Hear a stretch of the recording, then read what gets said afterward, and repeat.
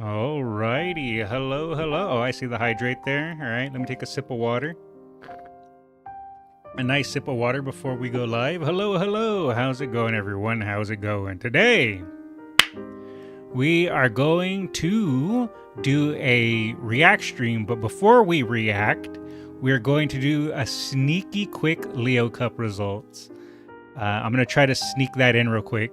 New balance patch is crazy. Yeah, there's a bunch of balance stuff that's happening. I want to go over a little bit of it. Mind you, I'm no expert. I'm no veteran. I'm no pro. I'll essentially just be reading it and trying to understand it from the best of my understanding. But I did want to look into it a little bit. Have you heard about our Lord and Savior Guts?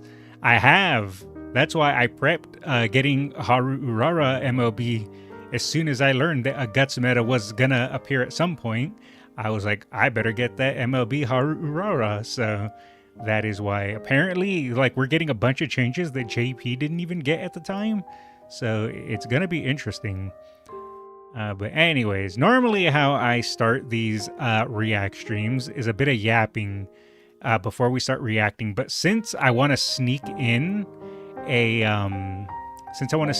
quick Leo Cup results, I think I'm just going to swap over and do that now. Instead of doing like my 5 to 10 minute yap, I'll just do my round 1 Leo results really quick. Not until JP first anniversary. This weekend's Breeders' Cup was amazing as well. Yeah, I've gotten quite a few recommendations about that, but with races, especially a newer race, I'm probably not going to watch any videos on it other than just like little short things that have nothing to do with the race because I don't want another strike. I'm not happy with my 1 strike, but I don't want a secondary. Guts, didn't that dude's series basically get canceled when it was never completed and the author passed away? The only Guts I know is the Nickelodeon TV show from the 90s. What is it? Guts, do you have it? Guts, something like that. Anyway, let's swap to game capture. All right. This Leo Cup is essentially the Summer Maru slash Gold Ship. Do you mind? I'm trying to yap. All right, we're going to do this.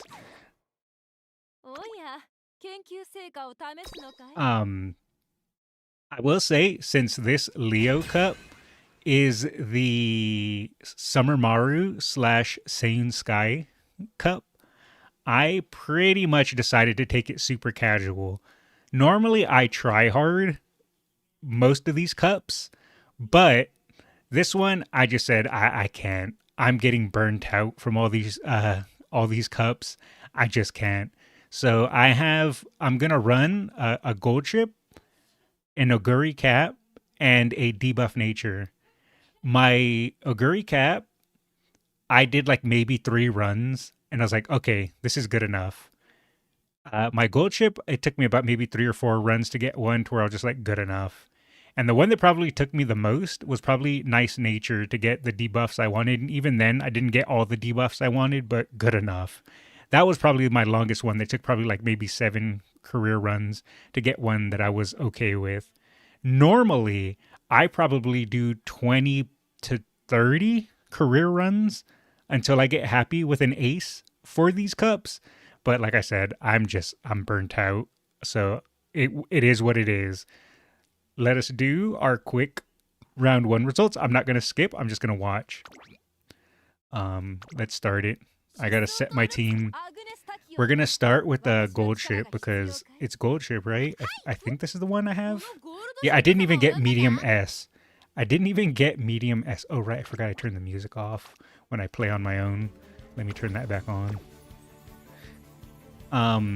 Yeah, I didn't even get medium S. But she did hit the decent skill, like, stat line. I have my 1000 speed. I have 1000 stam, which is really nice. My power is lacking, but what are you going to do when you don't have King Halo MLB? And my guts and wit is okay. As for skills, I have like the generic acceleration ones, red shift and shooting for victory, masterful gambit because I just had leftover points, curvature, maestro, breath of fresh air for the 2 gold recoveries, and closer and slipstream. Nothing amazing, but it's the best we could get. So we're gonna lock in our gold ship. Of my 15 races, I've won 10 of them with Tachyon, Gold Ship, and Ryan. Ooh, I like that. For now, I'm not try-hiding the CMs. My way of getting carrots is fan farming. Ah. Hello, hello. How's it going, Karu? Alright, so our secondary ace is Oguri Cat. Not this one. Is it the... No, it's not this one. Okay, it's this one. Also, same thing as my other one. I hit 1200 speed, but Oguri Cap has a 20% growth rate, so that's not too surprising. We hit a little under the stam requirement, but we made up for it with guts. Again, only 700 power, but again, no MLB. King Halo, what you're gonna do? We have the accelerations that are recommended. Standard distance was just leftover points, so ignore that. Our firm conditions pushes us a little closer, and of course we have... Wait a second. Oh yeah, we have our 2 recoveries. Gourmand and Swinging Maestro, and Curvature and Home Stretch was our only other things we could get. So, fight, we'll try our best. So this is going to be what I run. This is my secondary ace. I think we got medium S for her, so this is going to be what we run as our secondary ace. And last but not least, we have our debuff nature, which I made a secondary one because this one I think is the one if I'm thinking of. Yeah, this one I didn't get hesitant fronts, and hesitant fronts is pretty much mandatory, so that one didn't work because it's essentially useless. So I made another one, which stats not as great, but it's fine. We hit the 900 wit requirement. And we got Trick Rear, Subdued, and Hesitant Fronts. I would have liked Subdued Pace, but I didn't get it good enough. We got Hesitant Pace, Hesitant Late, Subdued End, Hesitant End, Tether, Mystifying Murmur, and All-Seeing Eyes. And of course, Late Surge or Savvy, just to help our debuffs, and Lone Wolf to still it from Groundworks that try to use it. So that is in non-standard distance, just to give me a little bit extra stam. So this is the nature we're going to use as our debuffer. So... this is our team. This is what we're rolling with. I named her the Quiz Queen because she's going to stump you with the debuffs. And that's how we roll. It's not the best team, but it's my team. Let's do it.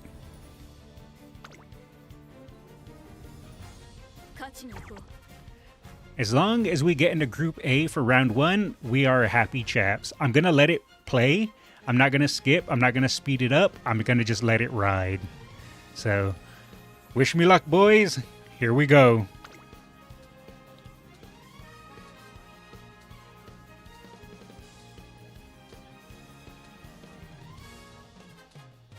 We're totally failing, aren't we? We're totally failing, aren't we? Hopefully not. Hopefully not.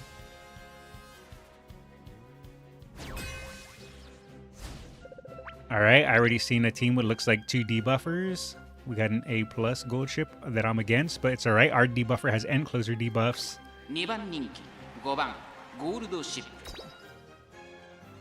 The luck is not going against Summer Maru. True, actually. Alright, here we go.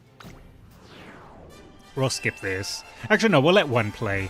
right? Just for thematic reasons. Champions meeting. Leo Cup, round 1, race 1. Alright, now we skip. Alright, let's go, team. Come on. Okay, we got Lone Wolf. I was expecting us to have Lone Wolf, but it's fine. Okay. I don't... Wait, why is that Tachyon taking off like no one's business? Okay, we slowed down the other gold ship. Nice. Like that. The rest of it, everyone else is kind of flying forward, but my Oguri Cap is kind of stuck. But it's okay. She believes she's gonna just barge through. Alright, the debuffs have not started flying yet. But it's okay.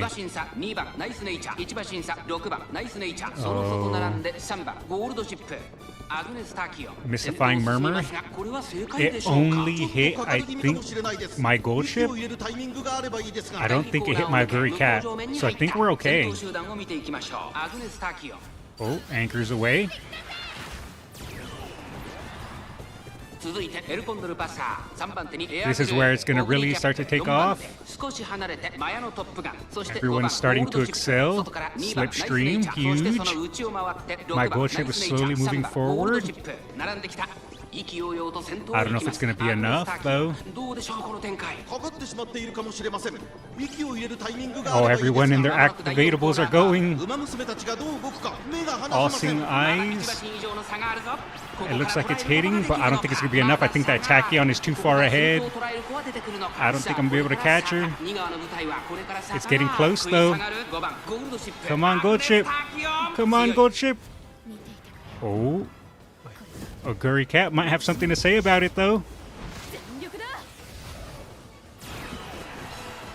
Will it be enough? Ah, she's too far ahead. Yeah, she's too far ahead. Ah, close. Close. That Tachyon pulled pretty far ahead early on. I don't think my debuffs hit her, but it's alright. Let's see. She was running Maestro. And just the mediums, I think, gave her that early lead. Was it a front? No, she wasn't running front. She was running pace. Summer Runner, though, probably gave her a little bit of extra speed, especially with the added speed of being 1200.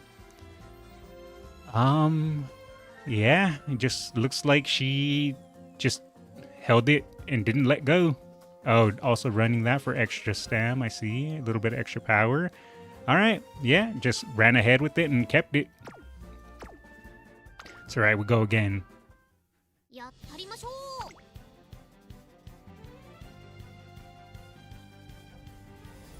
Oh, I like the little dance. And they're cheering for her. I'm honestly surprised that I ran into another gold ship, to be honest. I thought I was going to be the only weirdo running gold ship. But apparently no, other people are down with the gold ship too. Alright, now we'll skip the opening thing. We don't need to see it again. Oh wait, there's a Narita Taishin in here too? I find it funny that I keep getting Lone Wolf procs. I guess it's because I'm not running into ground workers. Okay. My Oguri Cap is deciding to be front runner Oguri. My Nice Nature just hit the enemy. Oh, I got rushed. Apparently my Oguri Cap really wants to be a front runner. Alright,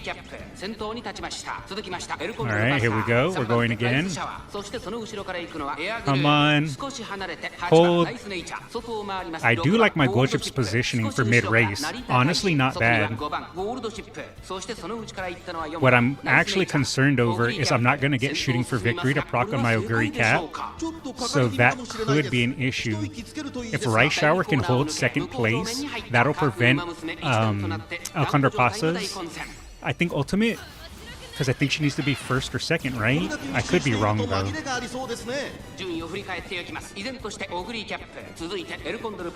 Let's see.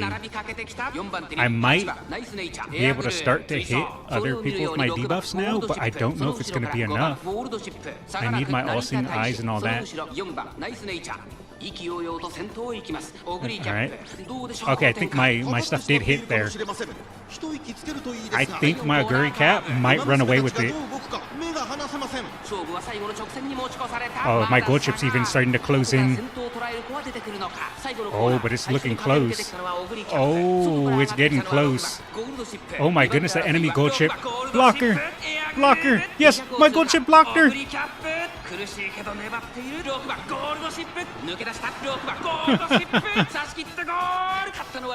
My gold ship body blocked the other gold ship from charging forward. Nice job, gold ship. You did it. My gold ship actually trolled the enemy gold ship. We take those. We take those.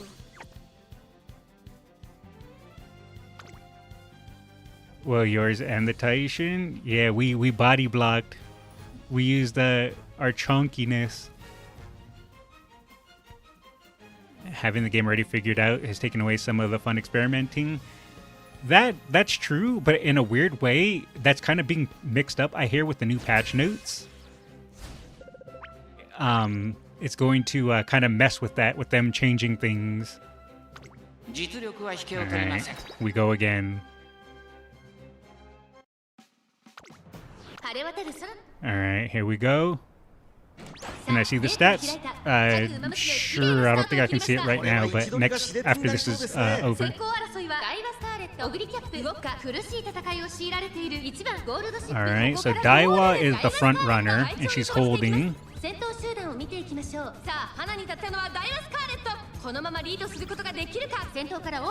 My Aguri Cap is holding pace pretty neat. Nice. We hit Trick Rear. I'm kind of worried about that Meiji Ryan, not gonna lie. Something's just telling me in my gut, ooh, I got rushed on my gold chip. Honestly, I guess not the worst. Flipstream proc. Wait, where are the little arrows above my head so I know where am I?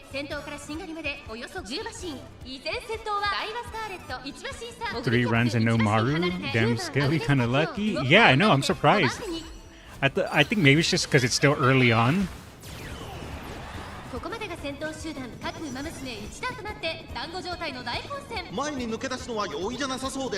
Alright, this is where the debuffs are going to start hitting. I don't know if my debuff nature is going to be able to hit everyone being so far back, but it looks like my Aguri Cap is closing in on that Daiwa. If we can... Okay, we bypass the Daiwa. If she has angling and scheming, it now doesn't proc. It's looking like I might have this. My Aguri Cap's looking like she might hold. I think that's my gold chip. I hope that's my gold chip. But it's looking like, yeah, Aguri might hold. Yeah, it's looking good. Yeah, we got it. We got it. We take those. All right, just one more and we're guaranteed Group A. All we need is one more win. One more. And we're Group A boys. That's all I care about. I don't even care if I win or lose after I'm secured Group A. Once I finish my round 1 results, I want to go over the patch notes with you guys and we can kind of discuss our thoughts and opinions. But I just want to get these out of the way really quick. Oh, we finally got one. There's a Summer Maru. Right there. Summer Maru. Ah! It's fine. Well, if I'm going to lose, this is the time to lose. Did you know there will be a revamp on November 11th? Yes, I did.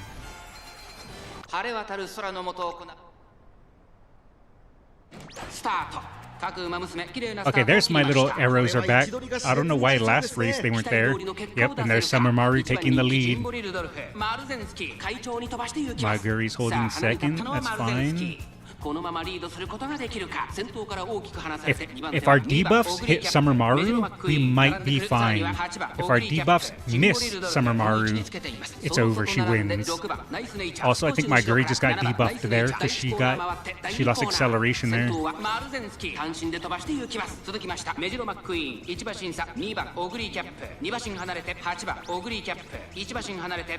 Say the Summer Maru copy pasta? I don't know it off the top of my head. I would need someone to post it so I could read it.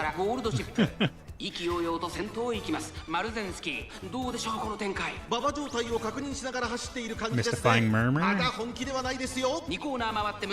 Oh, we're falling behind. We are falling behind. Maru, no. Maru, no. Okay, we hit her with the Mystifying Murmur.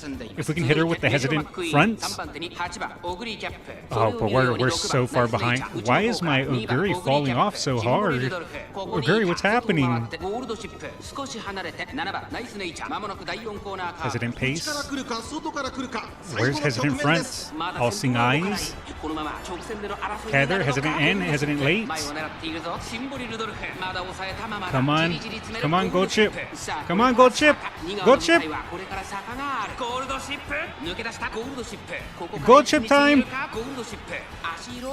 Oh, this is where it's going to get close. Maru's not letting go.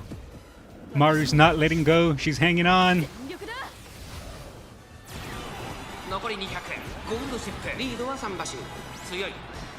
That's right. That's right. That's my Gold Chip. Ooh, we did it. Group A. Thank you, Gold Chip. That's why you're my Oshi. Hey. We take it. We take it. Alright, and now I'm just going to speed up the last match because I don't really care if I win or lose this one. All I wanted was Group A, and so we can do the next one and skip it forward. I'm not going to do the hard skip, we'll just do the sped up match. I'm guessing most of the Smart users already did their CM races right after it opened. Yeah, I'm pretty much fighting the people who are doing it last minute. Is this Taurus Gold Chip? No, this is a new Gold Chip. My Taurus Gold Chip, funnily enough, had medium S. This Gold Chip does not have medium S, but it has more power and more stam than my Taurus Gold Chip.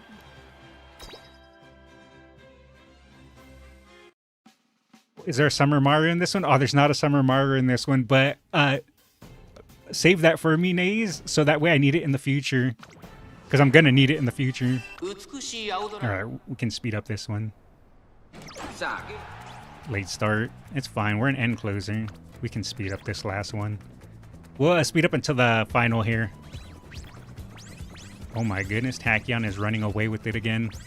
Tachyon, please. Alright. It is kind of cool seeing my nice nature just drop a bunch of debuffs. Alright, we'll watch from right here. I never made a debuff nature, so it's cool when all her debuffs just start flying.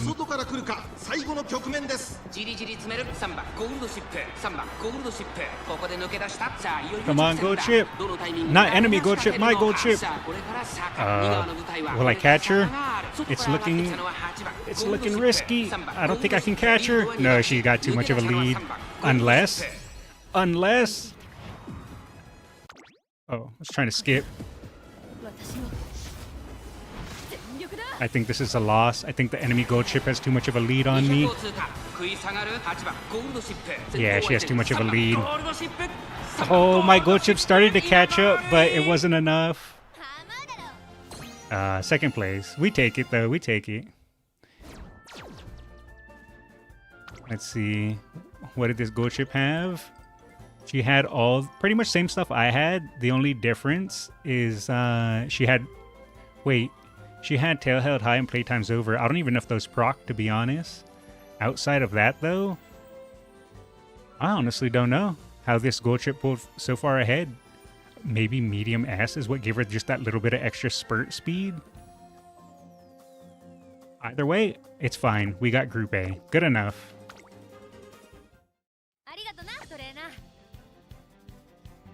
I got destroyed this morning. Only win 1 match per entry.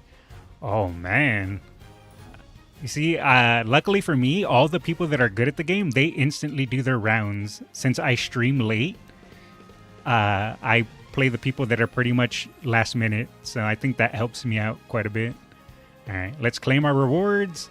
And we did it. We successfully got into Group A for round 1. Yay! Goodies. All right, so there we go. Now we can swap and do React stuff. I want to go over the patch notes. I'll just save this for... I'll do the rest on my own free time. I want to get to starting doing React stuff. So yeah, we'll save that for my own free time. All right, let us swap. Oh, that reminds me. I wanted to do a small announcement, I guess. I wanted to say... Oh, crap. I don't want this. Get out of here.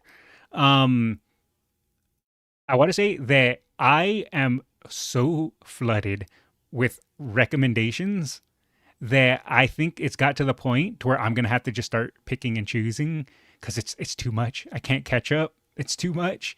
So if you've recommended me things, if I can get to it, we'll watch it. But if not, I think I have to just start picking and choosing a little more. So that's just a small update that I wanted to announce, that I can't react to every single video sent to me anymore. I get too much now.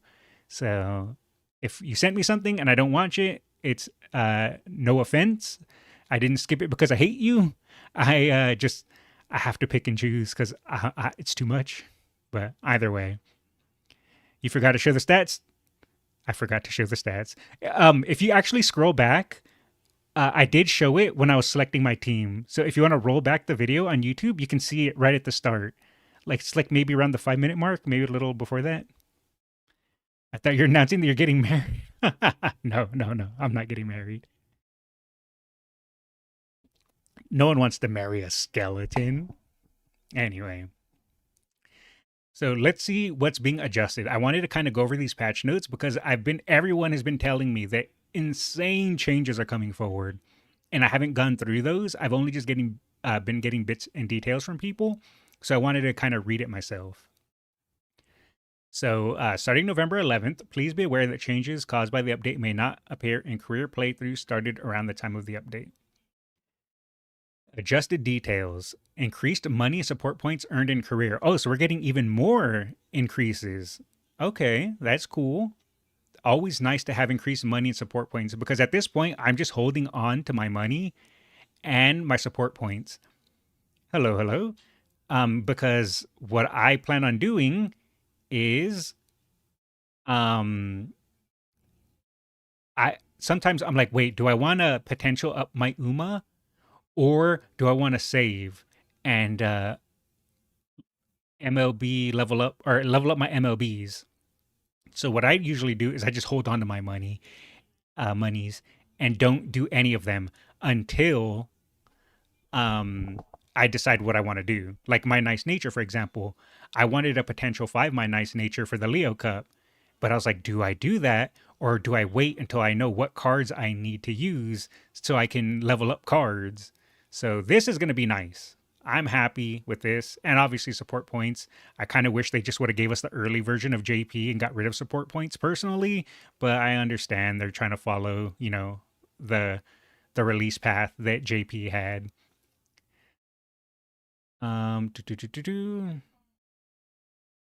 Increased monies and support points earned at the end of career. So kind of the same as the other. You just get more monies and more support points. Nice. Welcome change.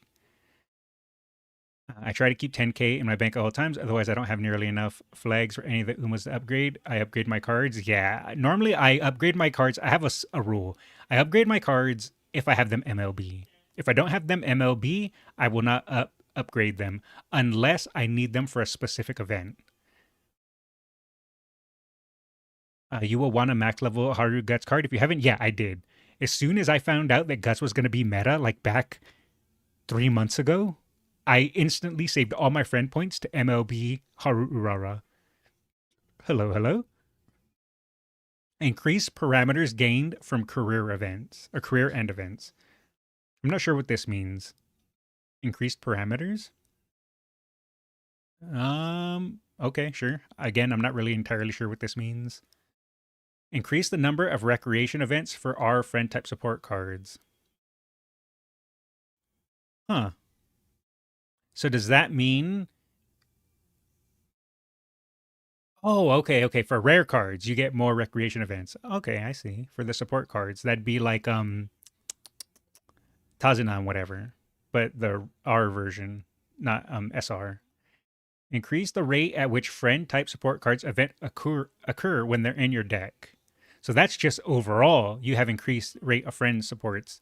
So that's gonna make Tazuna, that's gonna make Rico when she drops that much more valuable. So support cards are getting a huge value boost. Now I kind of wish I MLB Tazuna. That sucks that I didn't, but oh well, I can just steal Nazes. Might be the stats at the end of career. Oh, okay. I aim to max my commons just because I'm around half complete and maxing them. Sooner they're done so I can use them. I don't have to need SR or hires. Ah, okay. That's the random R card events, maybe? Yeah, possibly. Adjusted choice options for career and events when friend type support cards are in your deck. Adjusted choice options for career and events. I'm not sure what that means. Career and events. Oh, wait. I guess maybe you can choose? I don't know. I'm dumb. Anyway, adjust the probability of training failure when max energy is increased.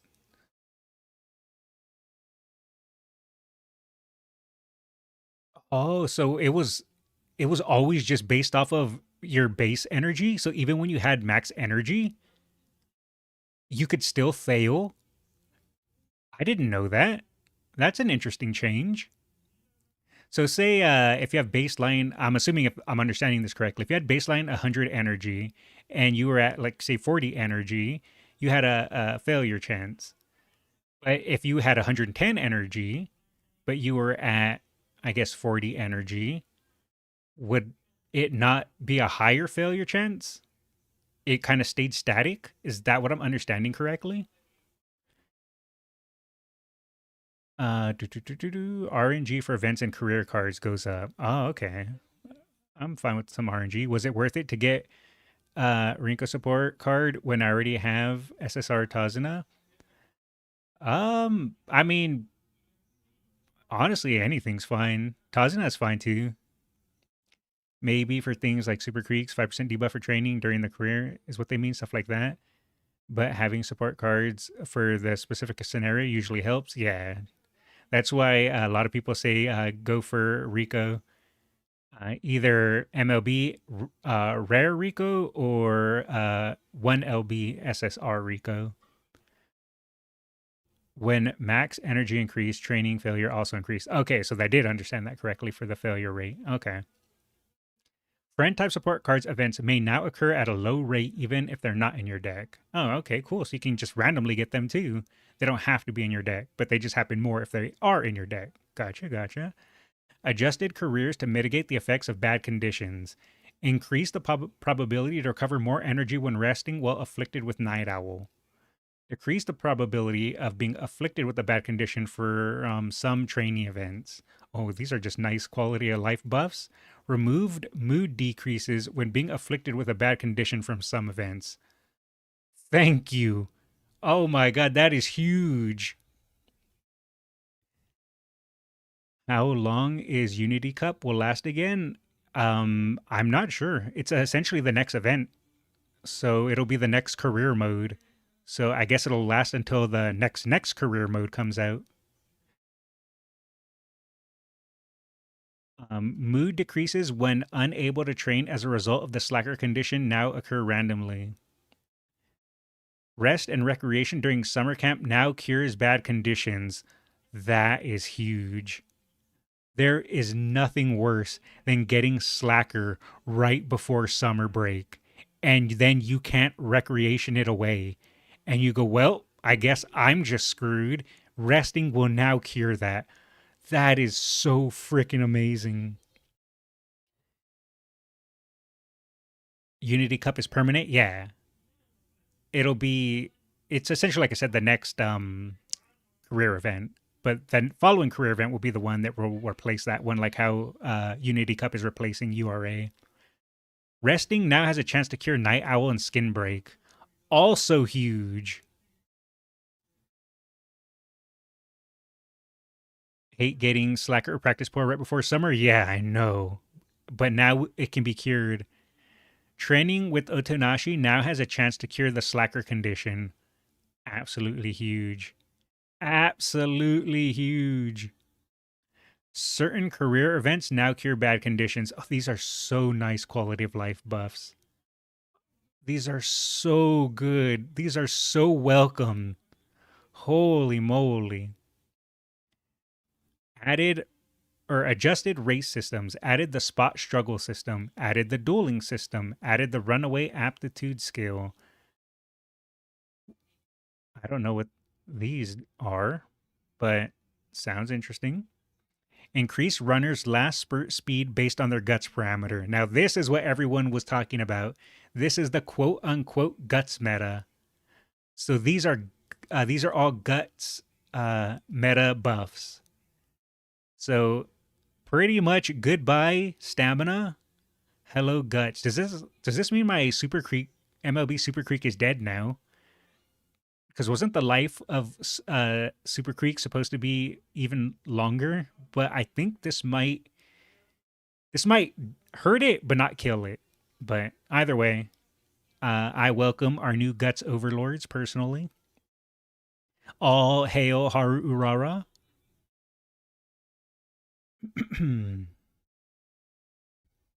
Stamina will still be valuable. Just guts is going to also be valuable. Ah, I see. I see. Adjusted systems involving hills on courses. Adjusted racer positioning at the final corner, allowing them to line up more easily. I guess we'll have to see how this goes into play. Because this actually could be insane, or this could outright be a nerf to some skills.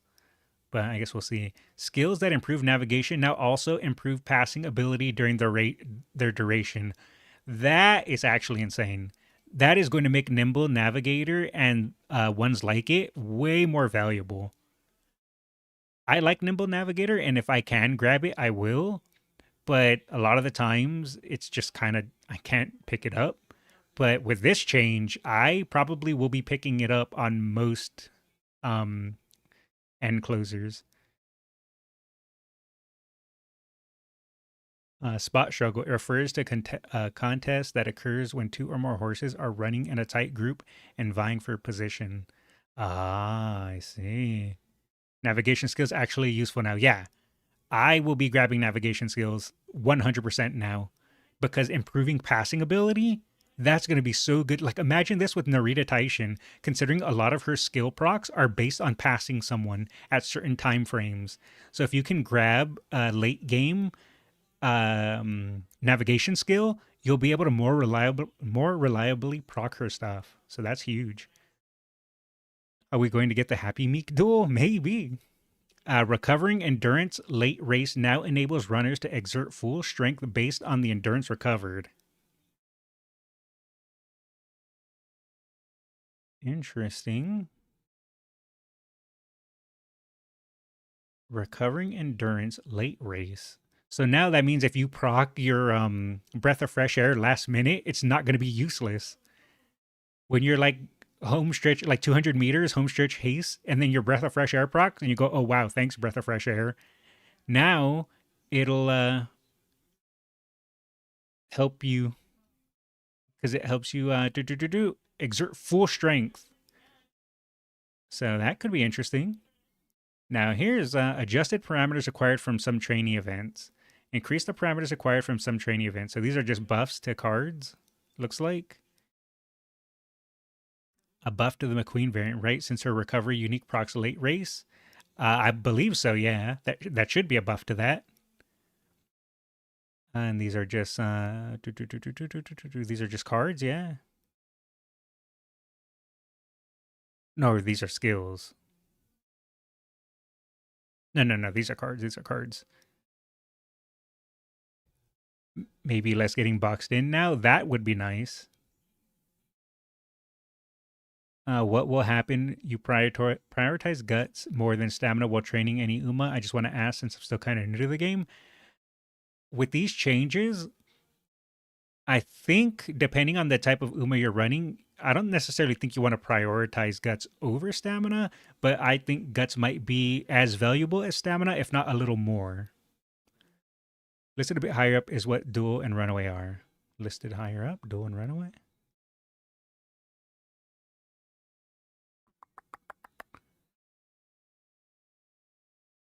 There is it. There it is. There. Unless I missed it somewhere else. Either way, let us continue. Oh, in the chat. Okay, thank you, thank you. Spot struggle, and then you said the other ones are runaway. Okay, I see, I see.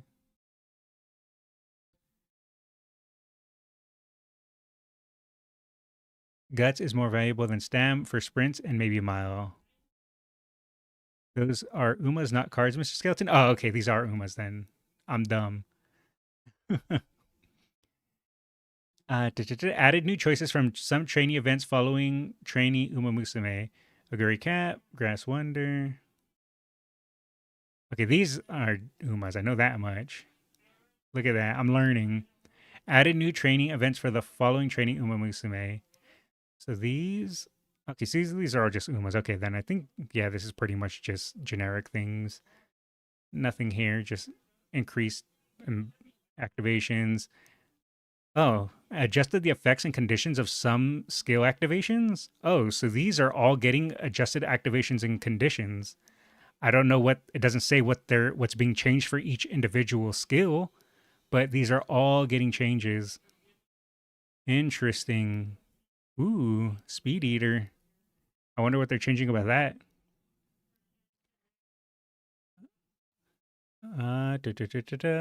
Just looking through these. A lot of wow, there's actually a lot of changes. Nemesis? That's Narita Titans. I wonder what they're changing about that. Shooting for victory as well. Adjusted the positioning required to activate the following skills. Oh, so corner skills are getting changed as well. It doesn't say how they're getting changed, but you need your the positioning. Normally it was just taking a corner, right? I wonder what is being changed for these. It doesn't say. It just says that it's being changed. It'd be nice if it kind of went into detail, but this would probably be like 10 pages long if it did that. Adjusted the activation timing, increased effect skills, increased effect duration. Ooh, effect duration, actually. That could be huge. Ooh, home stretch haste. If this lasts longer, that'd be cool. I mean, it is in the last minute, so it's probably not going to be super, super effective, but I mean, hey, I'll take it. Added new effects to the following skills. And that's pretty much it. Nothing too great. Important information. Changes caused by the update may not appear in career playthroughs started around the time of the update. The progression of previously saved races will not be affected by the balance adjustments. However, some effects and voices may no longer line up with things that happened. The content of these balance adjustments may be changed without warning. All right. Well, it is interesting. Finally had an A run with Narita Taishin. Only 10 wins, but still, hey, grats. Narita Taishin is definitely a hard career path. So I am definitely, like I said, looking forward to these changes. I'm looking forward to see how these skills are being adjusted. Hopefully, they're able to break down how they're being adjusted, because that'll be cool to see and read exactly how things are being changed. Right now, we're just being told that certain things are being changed, just not in details yet. So I can't wait for those details to be released. But I will say, personally, for myself, this is probably the hugest thing. All of these quality of life buffs for debuffs, removing debuffs, rest, curing bad conditions during summer break. That is probably the biggest quality of life I'm looking forward to. Also, embracing our new Overlord Guts meta. Those are the things I'm personally happy about. But outside of that, at least we're getting some changes, right? I'm happy with it. With that being said, we can now continue to finally what this stream was supposed to be about, reacts. Well, technically, I guess this is a react, right? Does this count? This counts. This totally counts as a react. Supposedly, the SSR Strength Smart Falcon card will be another source of groundwork. Oh, so that gets added too? I mean, I'm just going to be lazy and wait for Valentine Bourbon. Valentine Bourbon has groundwork baked in, so good enough. All right, so I was sent some comics.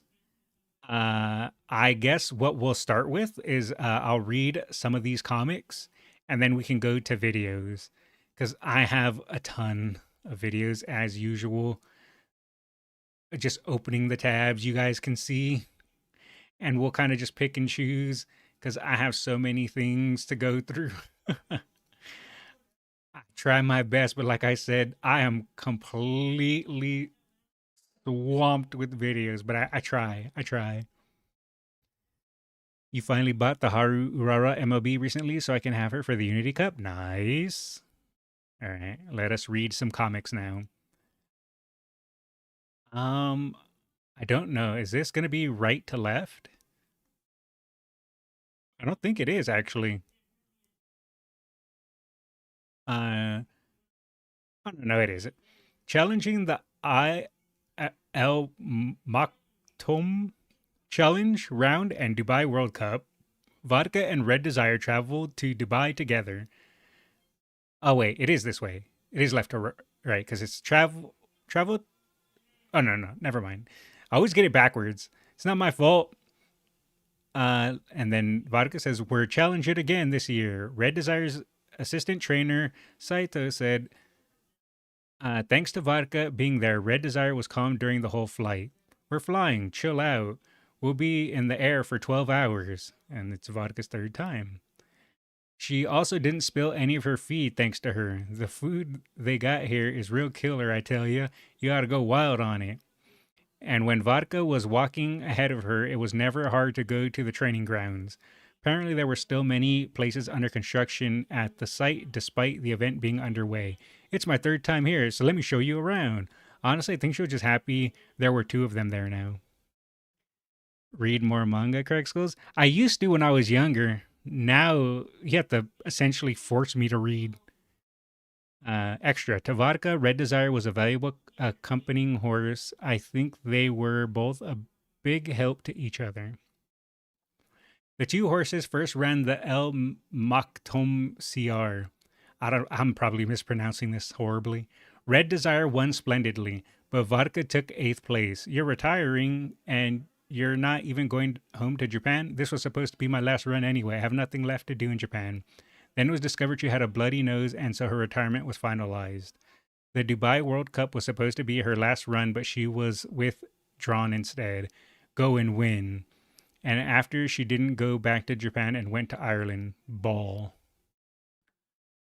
And now that Vodka was gone, Red Desire became lonesome. Vodka-sama. As a countermeasure, they enlarged a photo of Vodka. Look, she's right here. And stuck it in front of her stable. This became a famous story. But after this story, there's another story that was written in Yushan. Challenging the Dubai Shima Classic. Buena Vista flies in late. I'll be in your care. Oh, you've arrived. Here's your room key. Since I couldn't go to the Ark, I'll put all my effort in Dubai instead. At the same time Buena arrived. Buena-san, man, I stay in this room. I'm assuming it's May. I stay in this room as well. Red Desire was moved to a stable where she could see Buena. Going on expeditions alone is lonely. I understand fully. You may be my rival, but right now you're my teammate and a way friend. Let's both do our best. She's a lot like Cafe. She's a lot like you, Cafe. Extra. The articles didn't write about what happened after this anymore, so I don't know how their stables were positioned at all. Here's a tip to pronounce things correctly. Pronounce it confidently, incorrect with pride. You know what? I'm going to do that. All right, here's another one. A double layered problem. Manhattan Cafe will be competing in the Kika show. However, there's a problem. Cafe hates horse transport trucks. It was once the cause of him suffering severe weight loss. A transfer from Miho to Kyoto takes 10 hours. This would be terrible for him. And so the team decided to transfer him to Rito 3 weeks before the Kika show. That's because Rito's only 1 hour away from Kyoto. Wait, you can go from here to here in Japan in 10 hours? That's that's like almost traveling what, about a fourth? A fourth of the entire country in 10 hours? That's crazy because I don't even think I could drive across my entire state in 10 hours. I don't think I could. No, it's probably more than that. And so Cafe and his partner Rose, wait, Rose, his partner Horse soon arrived at Rito. It was looking like the early transfer would be beneficial for his recovery from the weight loss. How are you feeling? Better? Yes, little by little. I can feel my strength returning. However, the transfer was not the only problem. The partner horse, Blue Ridge River, was scheduled to race earlier than Cafe. She won that race. I won! Yay! I'm off to my holiday. Because her race finished, she was to return to her farm first. Eh? You're going home now, Blue Chan? Kika Show will be held on October 21st. It's still far off. I think they have to take the longer route to avoid hills since they're carrying horses, generally better road management than we have here in the States. I'm used to cross 3 states in like 2 days, so around 20 hours. It's funny too because the state I live in, Arizona, is not even one of the bigger states. Imagine if it was like Texas or something like that, a state that's gigantic. Because I'm thinking like in Arizona is the Grand Canyon. It would probably take me, I would say, I don't know, 6, 8, 10 hours just to reach there, and that's still within state. So just imagining, like I said, Arizona is not even a huge state like Texas, California, one of the bigger states. As soon as the horse by his side left, Cafe became lonely. Yes, I see. Oh, look at her. She's so sad and depressed. The truth is, Cafe was quite the lonesome horse. This is bad. And so the team made a sudden request to Miho to dispatch Duville Cafe. They're both named Cafe, so they'll surely get along. Roger. I'm also racing somewhere else on the 21st. We're the same. And then she got happy. With his new partner, Duville Cafe, the race ended without a hitch. Manhattan Cafe is all lined up and goal in view. The winner of the Kicker Show was none other than Cafe.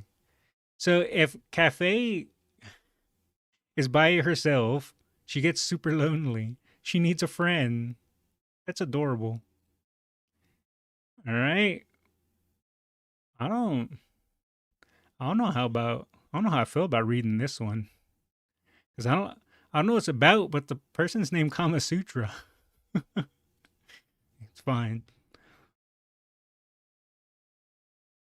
Like father, like daughter. That's why she has an imaginary friend. Oh, I didn't know she had an imaginary friend. Wait, is that why she's drawing on the window in her SR support card? She's interacting with her reflection?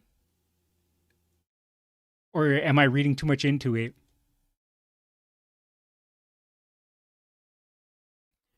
None of the little kids are coming my way. Uh, Girl, what are you doing? If you don't want to be tricked, give me your candy. Gimme, gimme, gimme. All right, okay, please stop. Yo, Menno, let's have a little gamble. If I win, you hand over your candy. Come on, come on. Absolutely no gambling allowed here. I'll give you some. Please behave. Menno-san, before I get tricked, I'd like to give you some candy. Huh? Oh, then I'll give you some of mine too. Exchange complete. Oh, we've come at just the right time. Go on, little children. Plenty candy to go around from her. Go and have some. Trick or treat. Give us candy. Yes, absolutely. It would be my pleasure. Out of candy? Yes, a lot of kids ended up coming. Trick it is then. You don't have any treats after all. Coochie coochie coo. How's that feel? Not my ears, please. Aw. Adorable. All right. And then we have one more comic. Yeah. I think this comic is based on Menno's voice line during Halloween about how none of the kids took her candy. Ah, okay. Yes, that's why she also has that shadow she chases in her intro. Oh, she can pretty much see ghosts of Sunday Silence. I did not know that. I just assumed, Manhattan Cafe. She was in a cafe and just drawing on the fog in the window. I thought it was supposed to just be like a cutesy little thing. But no, she's lonely and interacting with her reflection. That's kind of sad and adorable all at the same time. And since Cafe is a copy of Sunday Silence, yes, she sees herself. Wow.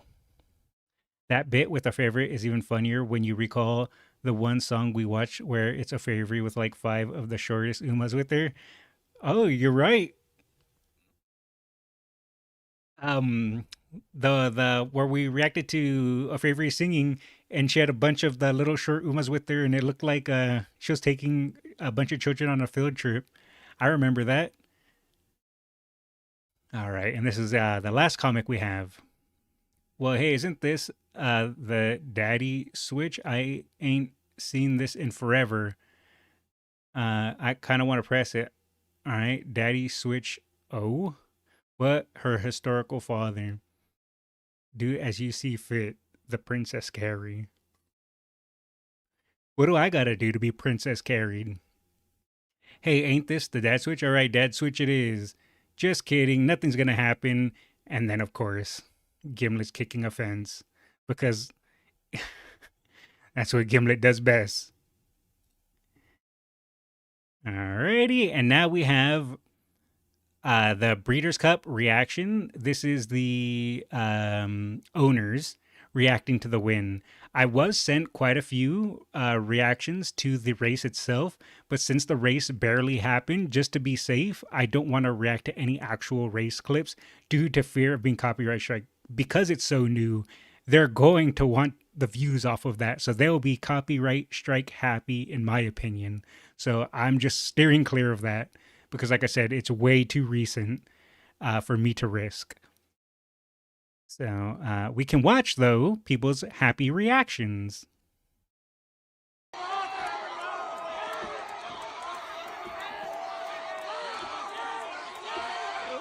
Look at him. Look how wide-eyed he is. He's just like, holy moly, we're going to win. And he's all excited and shaking the rails.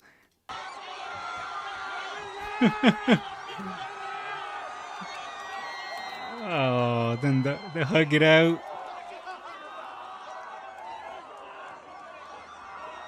No, his hat! Someone get his hat! Okay, whew. That's what I was scared for a second. Brazilian flag spotted. Oh, where? I didn't see it. Oh, there it is. Behind the guy here. I see it. I'm just glad someone got his hat back. I was concerned.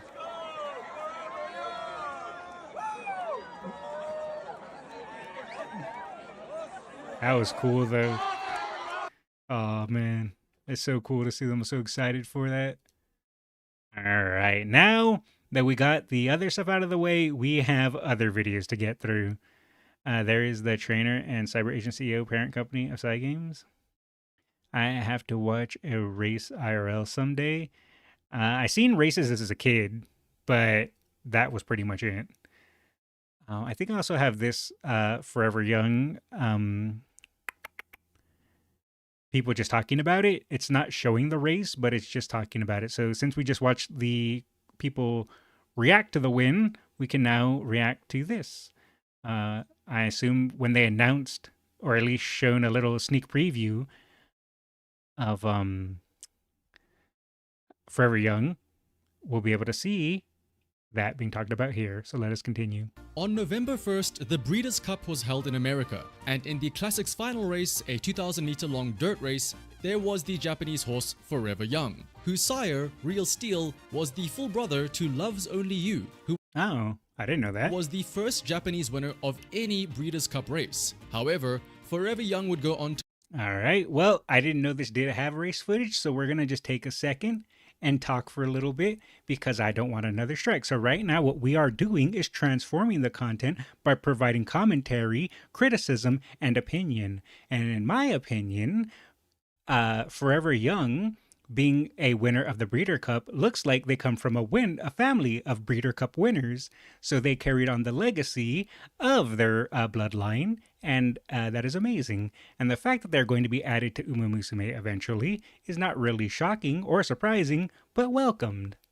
win the race, being the first Breeders' Cup Classic win for Japan, netting Forever Young a third G1 win. Oh, and it's their third G1. Very nice. But this was not only a win for Japan, but also technically speaking, a win for Cygames, as the owner, Susumu Fujita, is the CEO of Cyber Agent, the parent company of Cygames. The obligatory Krakskullz transformative commentary speech. I have to, because like I said, if I were to get a second strike on YouTube, that's pretty much it. I have to just stream every React stream Twitch only, and I don't want to do that, so I have to.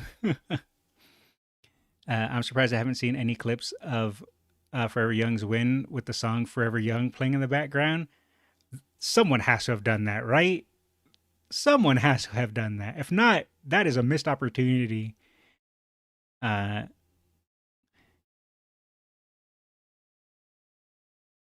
Forever Young will have red hair since her mask is red. Not yet, I think.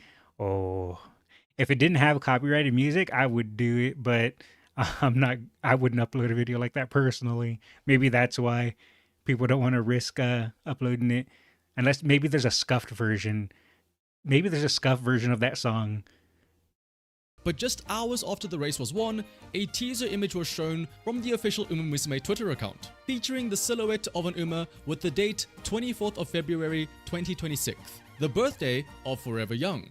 And one of the motifs that could be seen is a keyring with 3 straps that you can see the colors of. These colors represent the 3 G1 wins: the red and white mask from the Tokyo Daisho 10, the purple Breeders' Cup color, Forever Young Kazoo version. Exactly.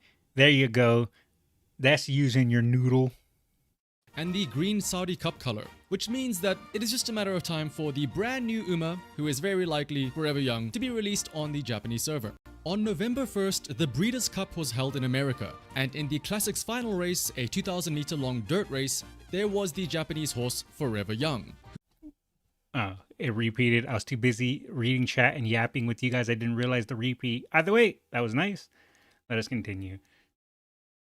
Alrighty.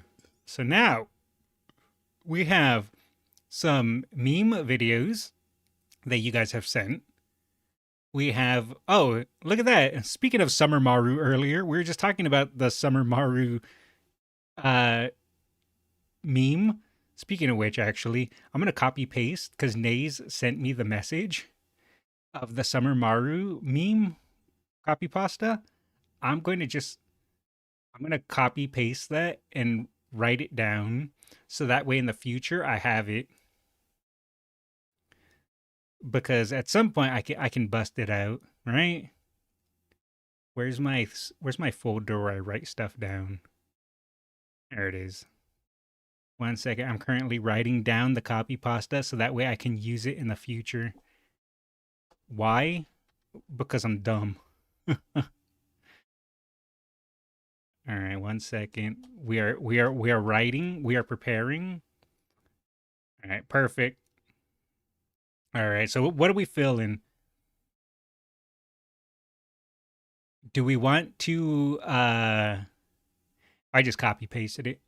Do we want to watch some funny meme videos? Do we want to watch some miscellaneous videos? Do we want to hear some music? Do we want to hear IRL horses? We also still have the Machan video that we haven't got to yet from Pyrrhix. And we also have the game story of Symbolic Chris S. Do we have shorts? We do have shorts. We have shorts in miscellaneous. There has to be a couple, right? Okay. Oh, there's some more like Twitter shorts. This is a 2-minute video, not really a short. This is a short that I'm pretty sure you actually sent this, Yuko. I'm pretty positive. And then there's some of these as well. Let's do Machan. Hello, Machan, please.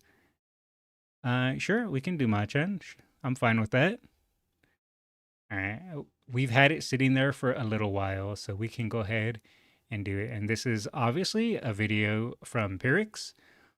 We enjoy and love Pyrrhix content, so we shall definitely be watching this because, like I said, I've always enjoyed his videos. So let us get started. Let me make sure that it is not too loud. And let us start the video.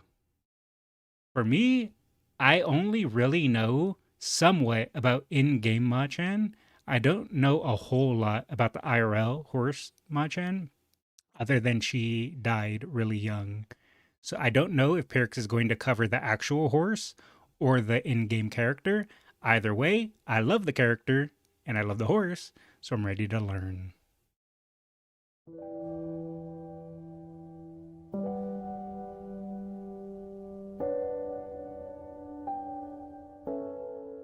それでは改めまして自己紹介をしましょう。こんにちは、アストン・マーちゃんです。よろしくね。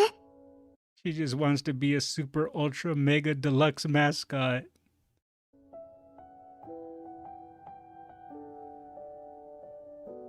In Umamusume, the drive is always present to obtain an ever-growing pool of Umas to race.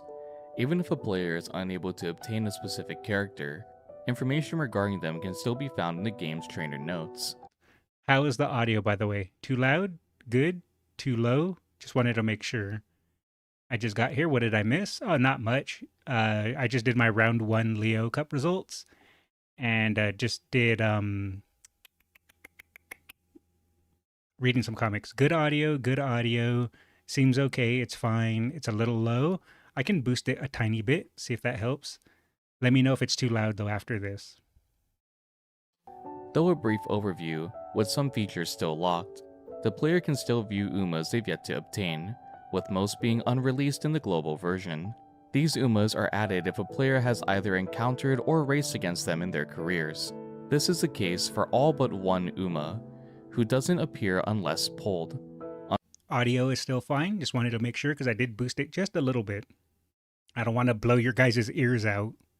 Until that point, she ceases to exist in that world. So why is this the case? Why does this Umamusume remain hidden despite the strong urge to be remembered? Who is this Uma? And what was the career of the racehorse she was modeled after? Today, I intend to dive into these topics and present to you a story of regret and remembrance, a rivalry that never was, and a memory fleetly fading with time. Oh, she's just standing in the background while the others are having their little disagreement. This is the story of Aston Machan, a legacy that I love her little doll. I don't know why, but it's absolutely adorable. will never be forgotten. This video will act as one of two parts covering both the real-life history and Umamusume version of Aston Machan and Oh, okay, so he's going to cover both in one video. I was wondering, because sometimes he covers the in-game Uma, and sometimes he covers the actual horse. So it looks like he's mixing both into one. her career. This video will mainly focus on real-life events with some Umamusume tie-ins. Machan's story is a roller coaster, and I plan to release a full in-game analysis when she's available for global players. When is Machan coming to global? That's not going to be a long time, right? At least I want to say over a year. I could be wrong, though. So they may experience it for themselves. So, first and foremost, let's tackle the main topic at hand. Why is Aston Machan presented in the first episode of Umamusume's 3rd season? Specifically, with shots revolving around Daiwa Scarlet and vodka. She has no Wait, that's kind of creepy. How she just appears in the background without saying a single thing, almost like a ghost.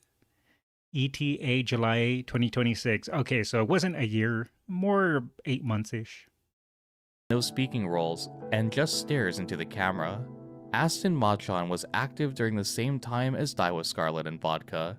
As her history unfolds in this video, you will see why she slowly was forgotten. Every Uma present in the game have their real-life identities acquired through licensing agreements with various horse owners. This is often facilitated directly by the JRA. Some owners will simply allow their horses to be represented, while others will have specific requests they'd like implemented in the game and anime series. For Aston Macho, I wonder, has anyone ever made a video about each Uma and their owner's respective requests for allowing their Uma to be used in the game? That's a good video idea for people that make Umamusume content. There you go. I put that one out there for free. Anyone who watches this that wants to make that video. her Umamusume counterpart was supervised heavily by her original owner.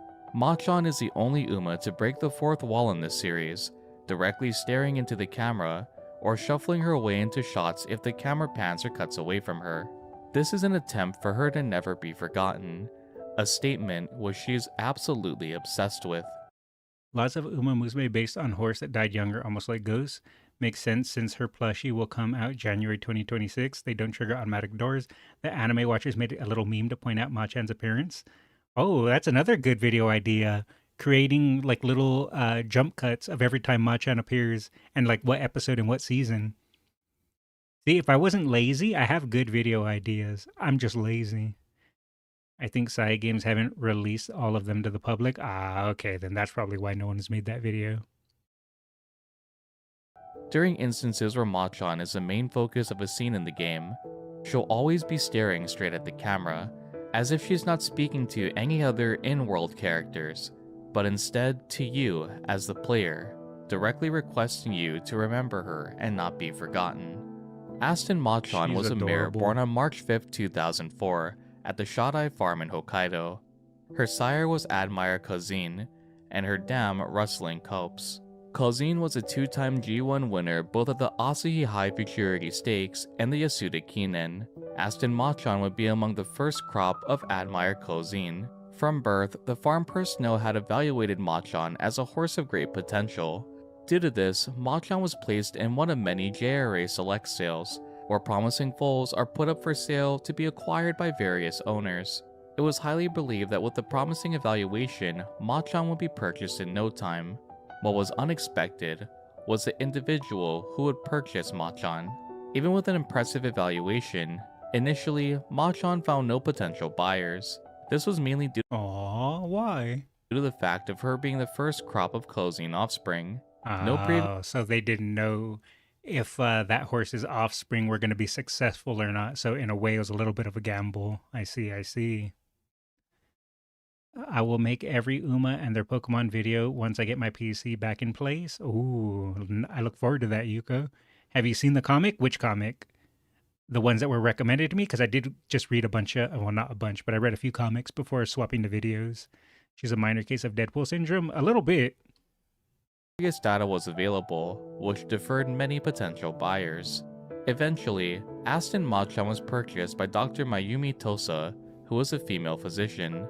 Machan would be, according to available records, the first horse owned and raced by Mayumi, who at the time was still a widely unknown name in the world of horse racing. The name Aston Machan comes from a combination from the British luxury car brand Aston Martin, alongside Mayumi's school nickname of Machan. You know what? Chat told me that before, and it's just weird to me because I didn't expect that for the horse to be a mix of the name of the car and the lady's nickname. So that was interesting to learn when I first heard about that. Mayumi was a fan of James Bond, and wanted her newly acquired mare to run as fast as the car driven by him, the Aston Martin. That makes sense. Aston Machan, following the acquisition by Mayumi, would be placed in the Rito Training Center, where she'd eventually be paired with Sei Ishizaka. Like many others, Ishizaka was skeptical of Machan's potential, being the first crop of Kozin offspring. During the training that followed, and despite the mass skepticism, Machan showed great potential. She was incredibly light on her feet, allowing her to show excellent speed as training progressed. Machan was also a fast learner, being among the most advanced group in terms of progress leading to her 2-year-old year. Just like her name, both Mayumi and Ishizaka believe that Machan could perform well even in state-graded races. On July 22, 2006, Aston Machan entered the Kokura racecourse for her debut. Though Machan showed promising speed during training, Did she win her it was debut? still unclear what racing aptitude suited her best. I believe. For this race, Machan would also be ridden by the renowned jockey Yutaka Take. Of course, the legend himself. Machan would be second favorite even with Take as her jockey and her impressive speed. The favorite was Charmant Rennie, jockeyed by Ryuji Wada. Though second favorite, the odds difference was minimal between the two racers. Take decided to use this as an opportunity to teach Machan how to race, easing her into the scene rather than forcing her to go all out. A racehorse can show promising talent, but having an exceptional jockey can only elevate that performance. Over the course of the race, Take kept steady pace of Machan, and on the final homestretch, a fierce battle erupted between the two favorites. Win your debut. Machan would ultimately lose this race to Rennie, and a new discovery would be unveiled about Machan as well. Aw, so close. The comic about Red Desire in Manhattan? Yeah, we read those. So she gets % bonus for wit, is what I'm hearing. Oh, you know what? You're probably right. She probably has a growth rate in wit. Words are hard. That daughter and father combo is similar. John Uma. That's my favorite Uma.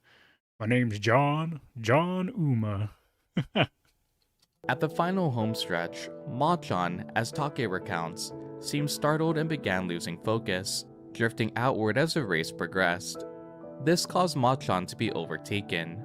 She struggled with concentration, and this was something that her trainer took note of, aiming to help her overcome this hurdle alongside her. Even though she placed second, it was clear that Machan could perform well in short-distance races. Due to this, the following 3 races Machan would participate in would range from 1,200 to 1,400 meters, and the results only act to solidify her strength in short-distance racing. In her second race, the 2-year-old maiden, Machan would hang in second place and alongside Wada, overtake the leading position, securing a victory by a half length. Hey, At let's the go, knee-size Machan. stakes, Machan's third race, something extraordinary quickly unfolded. Samejima, a relatively new jockey, kept Machan in second place, pacing her until the final homestretch.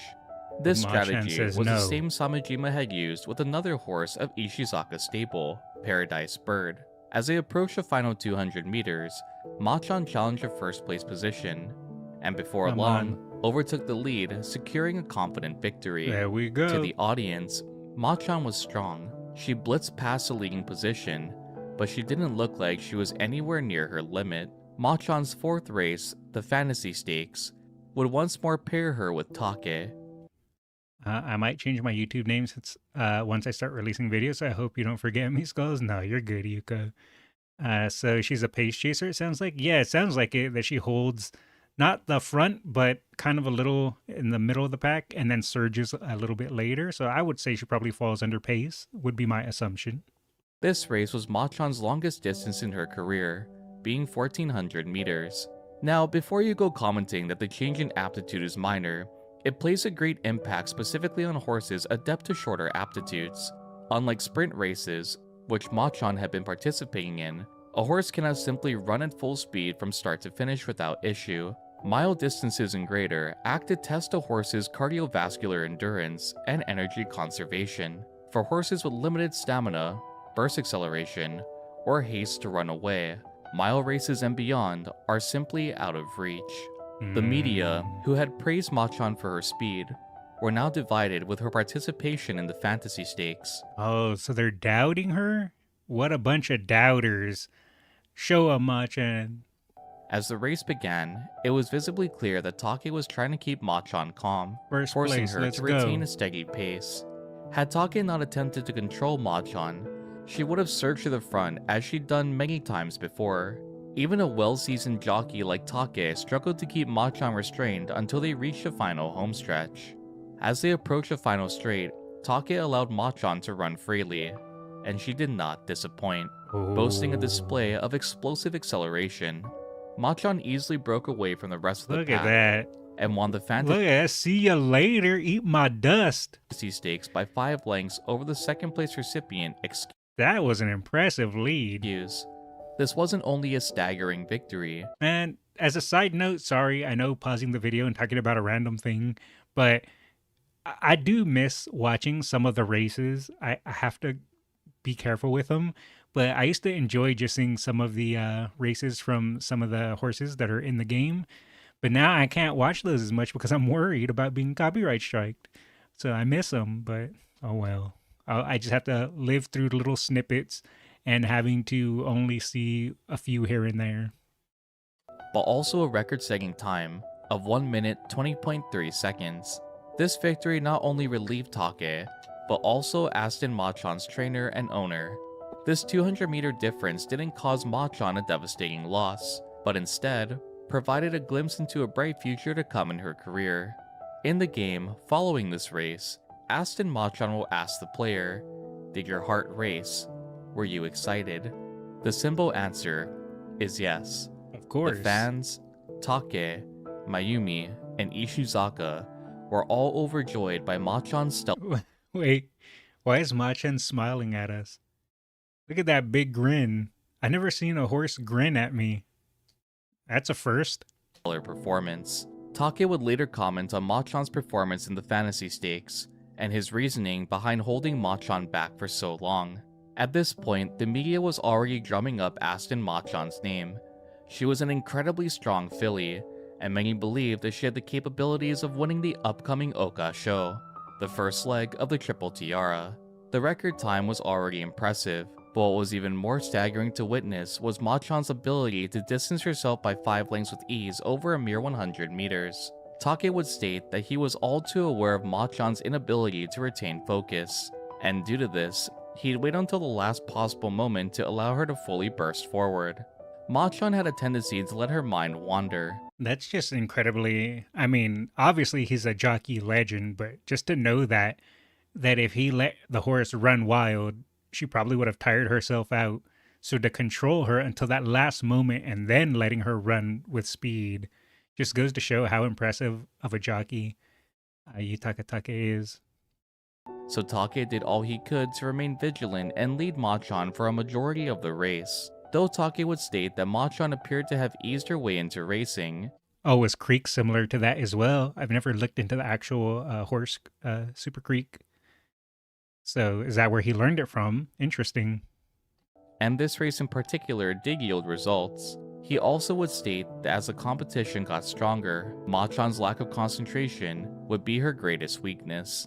Take would continue, addressing Machon's aptitude. Hello. And you're never late. As soon as you arrive, that means you're here on time. Though she was fast in the final 100 meters, Take observed that Machon simply wanted to rush forward, and due to this, he concluded that her best distance would most likely remain at 1200 meters. A month later, on December 3rd, 2006, Aston Machon would participate in the Hashin Juvenile Fillies, her first participation in a G1 race. Once more, Take would take the reins, ready to guide Machon to another victory and overcome her lack of concentration. This race would be 1600 meters in length, and due to Machon's previous fantasy stakes win, her team was confident that she could display her monstrous speed even with a 400 meter difference over her preferred aptitude. Machon would be the favorite to win. I believe in her. There's no way she loses now that I said that. Watch. Sitting at a 1.6 to 1 odds. Damn. As the race began, right out of the gate, Machon attempted to surge forward. Even with his vast experience, Take still struggled to manage her, eventually calming her and positioning themselves in 5th place along the inside of the course. Fans were seeing once more both Machon's speed and Take's expertise in action. Yup. Sticking close to the rails until the final corner, Take kept control of Machon, and down the final straight, Lets her fly. Take broke through the leading group and Machon surged forward. Just like the fantasy stakes, they began distancing the lead horses. But unlike the fantasy stakes, this time, a new challenger would emerge. Ooh. From the far outside pursued a dark bay filly, one displaying a monstrous spurt to catch Wait, is that vodka? the leading position. Soon, a head-to-head duel began between Machon and this Dark Bay filly, and ultimately, Machon would lose by a neck. The horse who challenged Machon's incredible speed and proved victorious was named Vodka. I knew it. Funnily enough, the way I was able to tell was the lightning bolt. The lightning bolt is what gave it away. Vodka, though at the time still widely unknown, was a racehorse capable of strong performances. Utilizing longer strides inherited from her sire, Tiny No Gimlet, she showed a clear display of potential, defeating Machon in this race. Vodka wasn't the favorite. I'm not familiar with jockey colors enough.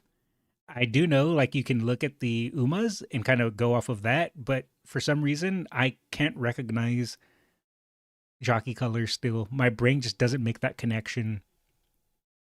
But sat fourth to win this race. Vodka also had recently entered the racing scene, only debuting a month before racing off against Machon. This race would be the beginning of a dominant presence in the racing world by Vodka, one that would redefine her generation and leave a lasting impact on the world of horse racing. Vodka was strong, but her jockey, Hirofumi Shi, was also a well-seasoned jockey in his own regard. She had ridden Agnes Digital in the 2001 Autumn Tenno show, ending the legendary reign of the Overlord, TM Opera O. Reflecting on this defeat, the normally calm and collected Take would comment, "The opponent was just too strong." I mean, yeah, Vodka's surging ability, especially in that race. How do you even come to expect that? It just was explosive power from behind that I don't think anyone could have predicted or prepared for. It was honestly just impressive, and as, well, he said himself, the opponent was just too strong. I can only tell based on the name they have on the horse. Same too, if I could see it. I have an art student brain, so I kind of need to recognize color patterns. Oh, that makes sense, actually. Remember that Red Desire was crying when Vodka retired? Yeah, I seen in the little comic. And they had to put the poster up also in that little comic. She's strong. Aston Machon's training assistant, Kazuya Ueda, also would state, she, Machon, was born in the wrong era. Though harsh, these words sadly would hold true. Aston Machon being born... That's crazy to have said that just after that one loss. And obviously in retrospect they were right, but at the time to have said that was a little preemptive in my opinion. Not only in the same era as Vodka, but also Daiwa Scarlet, two names that you're familiar with, so it's quite ironic how the name Aston Machon remained foreign until you watch this video. It's a perfect example of Ueda's comment. Aston Machon was neither weak nor incapable. In fact, she was far from it.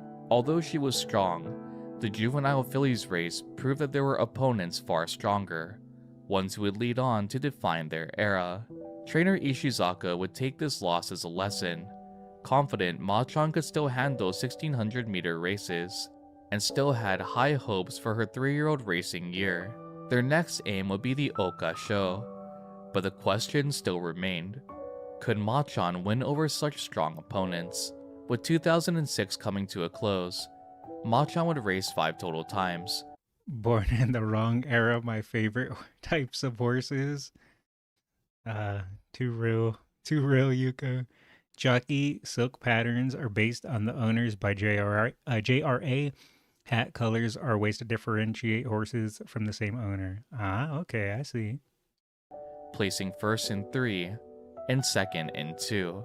An impressive record for her 2-year-old year. As 2007 began, Aston Machon would race in the Fillies Review held on March 11th. This race, alongside the Tulip Show, is regarded as one of the 2 major trial races for the Oka show. The review is 1400 meters in length, 200 meters shorter than the juvenile fillies race Machon participated in the previous year. Machon's rival, Vodka, had also won the Tulip show the previous week, setting the stage for Machon to prove herself in the second trial race leading up to the Oka show. Unsurprisingly, Take remained as Machon's jockey, and Machon once more was the overwhelming favorite to win. Take, just like he did previously, restrained Machan from bursting forward straight out of the gate, easing her into third place as the race continued. Allowing Machan to fully spurt down the final straight, she quickly overtook the lead effortlessly. My thoughts are, obviously I don't know anywhere near, so this is just armchair thoughts and opinions, but would the downside of letting Machan just run wild at the start, would that just drain too much of the horse's endurance and make them not be able to continue onward? Or would that have made them such a strong leader that they could have ran away with the whole race? I'm assuming the safer option would be to control the horse's stamina by not letting them run wild. And then when you get later into the races, when you kind of let them free and let them get all the zoomies out. I wonder if that is the smarter option. Probably is. Claiming a victory by 2.5 lengths over the second place recipient, Amano Cherry Run. Even with this victory, and redemption from her previous defeat, something didn't sit right with Take. After the race, he commented that Machan has too much speed. Though it could be seen as a compliment, it was not a statement of unqualified praise. Take didn't simply state that Machan was fast, but the fact that she was too fast. Her uncontrollable urge to run at full speed straight out of the gate consumed far too much stamina, making increased distances difficult for her to overcome. Well, there you go. I guess that answered my questions, or I guess more my theorizing of why not just letting the horse run full out and control it. It probably would tire it out too soon. Well, there you go.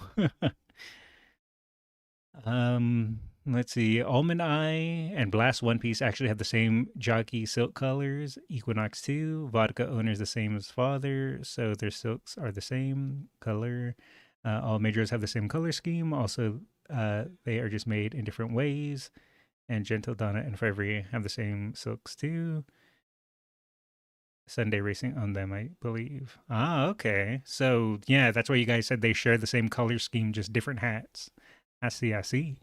According to Take, there were many things Machan still needed to learn in racing.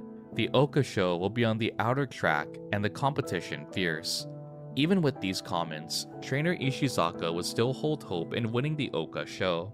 When faced with the media, he advised them to share the reality of Machan's situation and not simply her triumphs. This was an ever-growing uphill battle, and despite being best suited for 1200-meter races, her team pushed forward to have her compete in greater distances. As the Oka show rapidly approached, horse racing journalists analyzed the filly rankings and produced their findings. At the top spot, undisputed, stood Vodka, as an overwhelming favorite with 99 points. Below Vodka was Daiwa Scarlet, standing at 94. And below both of them stood Aston Machan, tied in third place with 83 points, with Excuse and Nishino Charmy.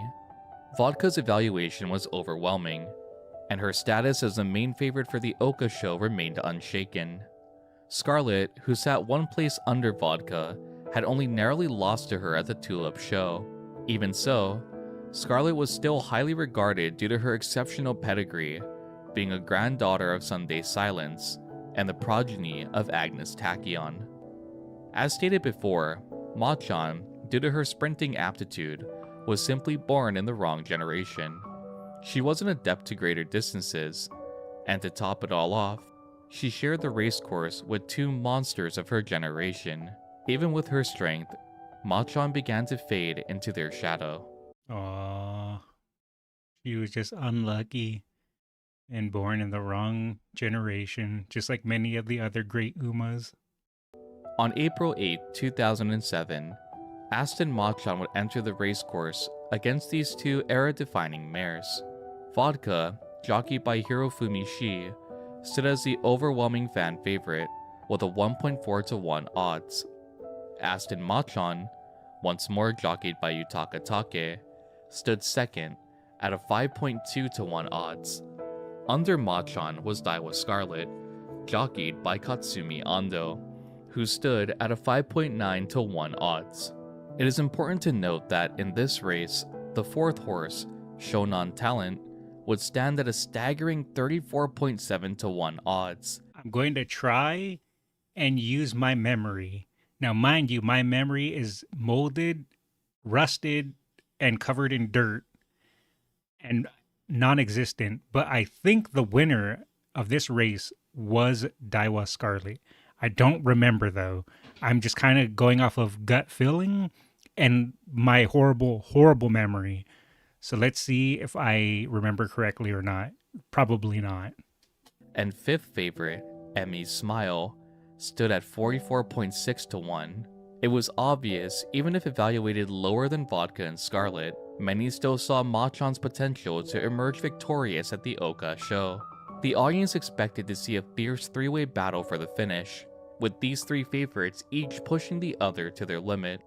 The truth is, two would live up to that expectation, with one falling further behind in their shadow. No. This race in particular is a primary reason for Machon's appearance in Umamusume as a background character to Scarlet and Vodka, a ghost who never utters a single word, yet demands the viewers' undivided attention. Unlike previous races, Take wouldn't be able to restrain Machon.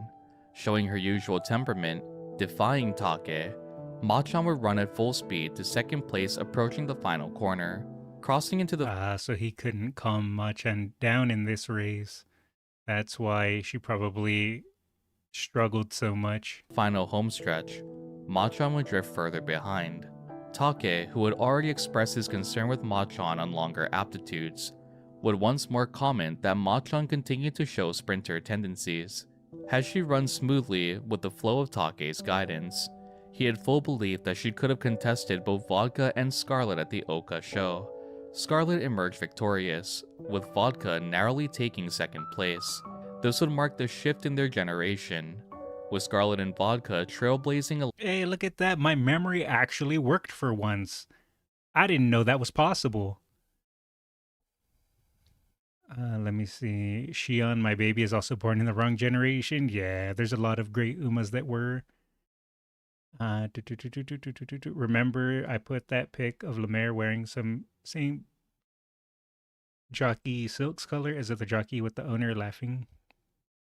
Shion was gold ship level of end closer, but Ofavri style was kind of like a counter for that. Yeah, Ofavri was pretty much just a counter to everyone. Daiwa Scarlet is a double TR winner. Scarlet actually had to skip the Oaks from Fever. I think I remember that. It's just been a while. All right, let's continue. legacy together, while Aston Machon would be forced to follow a different path. It had become clear that Machon thrived in sprints, but the devastating loss at the Oka show Oh, she got 7th in the Oka show. Damn, that's rough. I'm assuming because she burned all of her stamina early because he couldn't control her, the jockey. only acted to solidify this thought. Even with Take at the reins, races beyond that aptitude were not suitable for Machon at all. After the Oka show, Aston Machon's team decided to give her a long break and plan for the future. This break would last from April to July in 2007. As Machon rested, her rivals would continue to make history. Vodka would be the first mare in 64 years to win the Tokyo Yushun, the Japanese Derby, and Scarlet would not only win the Oka show, but would go on later in that year to win the Shuka show as well. Heeding Take's previous assessment on Machon, the path was set to pursue a career of only sprint races, staying true to Machon's natural aptitude. On August 12, 2007, Machon would return to the racing scene, participating in the Kitakyushu Kinen, a G3 sprint race. Okay, so they did put her back in sprints. I was going to say, were they going to try and put her back into another 1600, or are they going to swap her back to sprints? Her jockey this time was Yasunari Iwata, who had previously won his first graded race with Believe. Machon was the overwhelming favorite, sitting at a 1.8 to 1 odds. As the race began, Machon showed great promise, displaying to the audience the difference between her behavior in this race to her longer distance ones. She displayed her natural speed, and while other experienced sprinters struggled to push forward, Machon would continue her confident pace. As they hit the final home stretch, Machon would fall behind, with 5 racers in total surpassing Oh, she didn't do her regular thing of flying forward? her. This ultimately resulted in Machan placing 6th, and left many Ooh. questions for her team to tackle. This stage should have been 6th. She should have won this one. I wonder what went wrong. ideal for her. So why did she falter? Was this not her preferred aptitude? Was the team's guidance wrong? A dominating display in her 2-year-old year left one answer: the fact that she had matured early, and now her performance began to plateau. Lingering concerns also existed of overcorrection. She peaked too soon. At least that's what I'm understanding. Perhaps her time with Take and longer aptitudes resulted in mental instability. With lingering concerns, the team was forced to press onward to their main target, yet another G1 race, the Sprinter Stakes. On September 30th, 2007, that day would finally arrive. Come on. This was Machan's opportunity Let's to go, redeem Machan. herself and prove her mastery in sprint races. In preparation for this race, Machan had practiced more on slope-based tracks, aiming to strengthen her body. Over time, her results became visibly clear. Her muscle mass increased, and she rose 10 kilograms in the course of a month. Oh, she bulked up for this race. For the Sprinter Stakes, Aston Machan wouldn't be jockeyed by Yutaka Take. Take had already previously agreed to riding Suzuka Phoenix in the very same race. Phoenix, who was owned by Keiji Nagai, the same owner of Silent Suzuka, had a long-standing relationship with Take. Due to the current circumstances, Machan would be jockeyed by Eiji Nakadate. This proved to be peculiar for many fans, seeing as Nakadate had been active over 10 years earlier, and was the main jockey for the Great Filly Hishi Amazon. Oh. Even into the 2000s, Interesting. he remained a top jockey, ranking among the top 10 nationwide. This mainly came as a shock, since at this point in his career, Nakadate primarily only rode local tracks. Nakadate had claimed many wins in regional races. So he was essentially nearly retired at this point. Interesting. Hey, Skulls, I got 4 wins in my Leo CM. Only lose to S rank Uma. Oh, man, nice. I only got 3 wins. So congrats. Even achieving 100 wins in a year. But these days, it was rare to see him in a Central G1 race. Of course, this unexpected addition garnered the question, why him? As conversation continued, skepticism quickly grew to excitement. Eventually, the common answer was reached. Nakadate would allow Aston Machan to take the lead and be a true front runner. You see, Nakadate See, that's what I was wondering earlier, but I just assumed that Machan would tire herself out. But if it is a shorter race, then being a front runner might be more suitable and more towards her style. wasn't only the jockey for Hishi Amazon, but another horse you're all too familiar with from Umamusume, a front-running horse that ran with everything they had. The speed gremlin. An unprecedented front-running strategy that would even defeat Rice Shower. Nakadate was the main jockey for Twin Turbo, and of all types of running, he was well known as a master front runner. The team behind Machan fully intended to unleash her abundant sprinting ability, and utilizing I'm one of ready to see Japan's this. best in the field, they had their sights set to win the Sprinter Stakes. Up until this point, Machan had run cautiously, but that caution was thrown aside to allow Machan to do what she defiantly attempted so many times before, to run to her heart's content. There was no turning back, and the team, alongside Ishizaka, had taken precaution to ensure this transition went smoothly. The track this time would be heavy due to rain, a condition requiring brute strength to overcome. Luckily for Aston Machan, her team had already trained her to possess that monstrous strength required. That's why she bulked up. They prepared.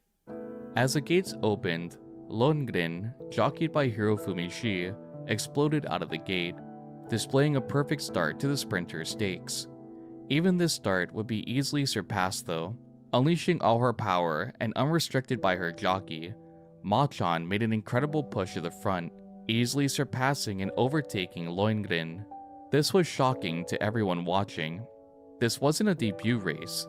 This was a G1, with every horse being a top racer in terms of speed and acceleration. You know, that's actually a good point. I didn't really consider that. They're essentially testing an unknown variable, and completely just throwing out their best guess of what might happen in a G1. This isn't some small race. This isn't some local race. This is a G1, and they're just like, oh, let's bulk the horse up and make it front run. Why not? See what happens. I kind of respect that. Take might have bad memories with front running. Oh, why is that? Even with this roster of expert sprinters, Macho had surpassed them all. She was faster than them all. Even with the heavy track conditions Macho led, Nakadate's guidance finally allowed Macho to Right, Suzuka. fully thrive on the course.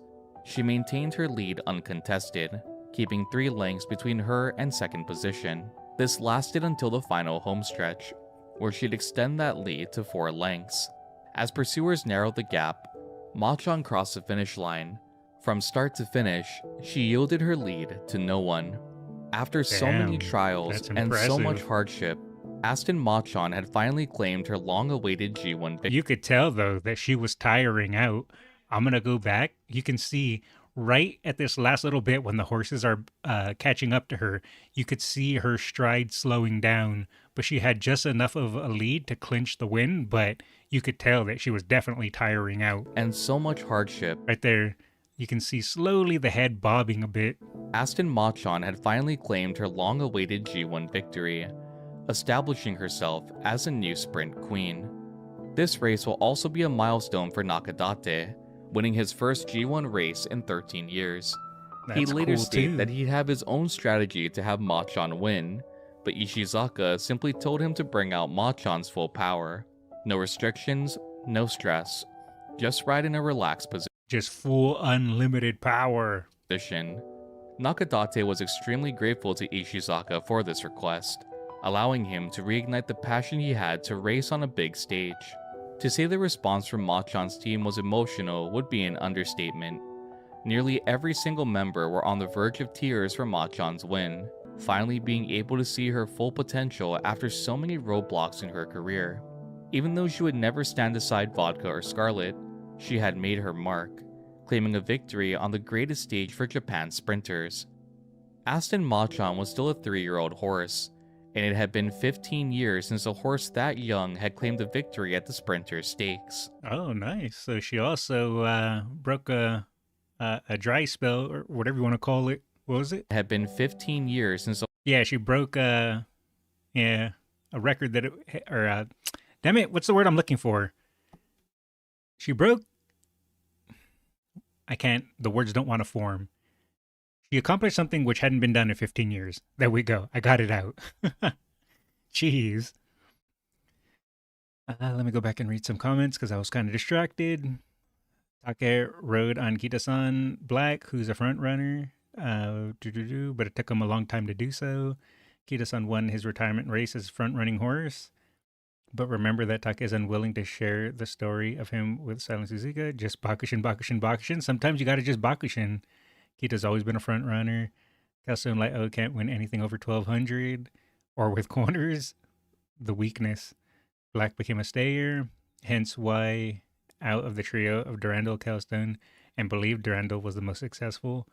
Bakushin became undefeated at 1400 meter distance after first loss on sprinter stakes against Nishi Flower.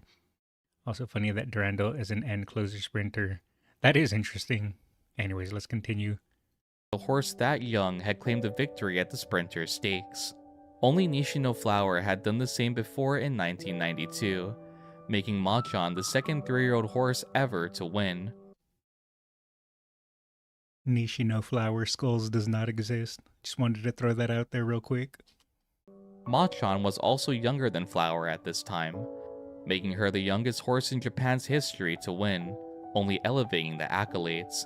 Even with this monumental victory, it sadly will remain in the shadow of the two super fillies of her generation.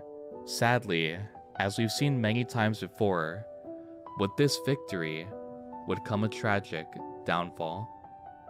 Her 10th race would be at the Swan Stakes, where alongside Nakadate, she'd devastate the audience and finish 14th. With Machan being a young horse, expectations were still high to see a turn in her career In the Hong Kong sprint in December, equine influenza forced Machan to withdraw, and once more, it was announced that she'd rest for the remainder of the year. So she got sick and had to rest. But sadly, we already know the future. Well, if you know, you know. But if you don't know, well, we're about to find out.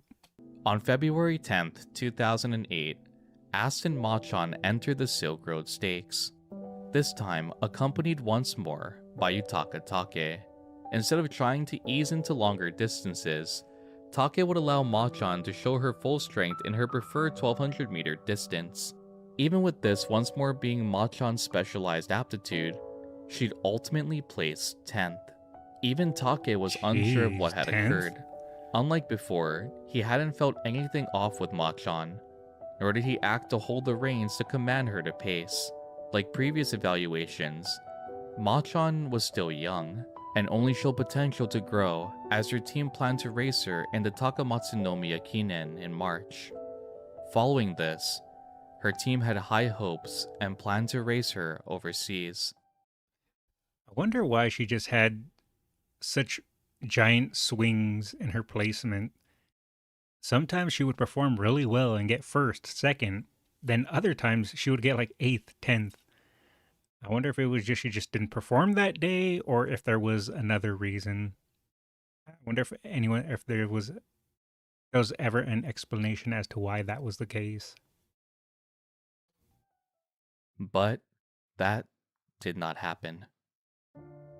A newspaper article published in April 2008 would be headlined, Aston Machan, Sudden Death. No. Death due to acute heart failure. Uh, The article continued, Aston Machan, last year. You know what? Now that I think about it, maybe that's why she lost that race and got 10th.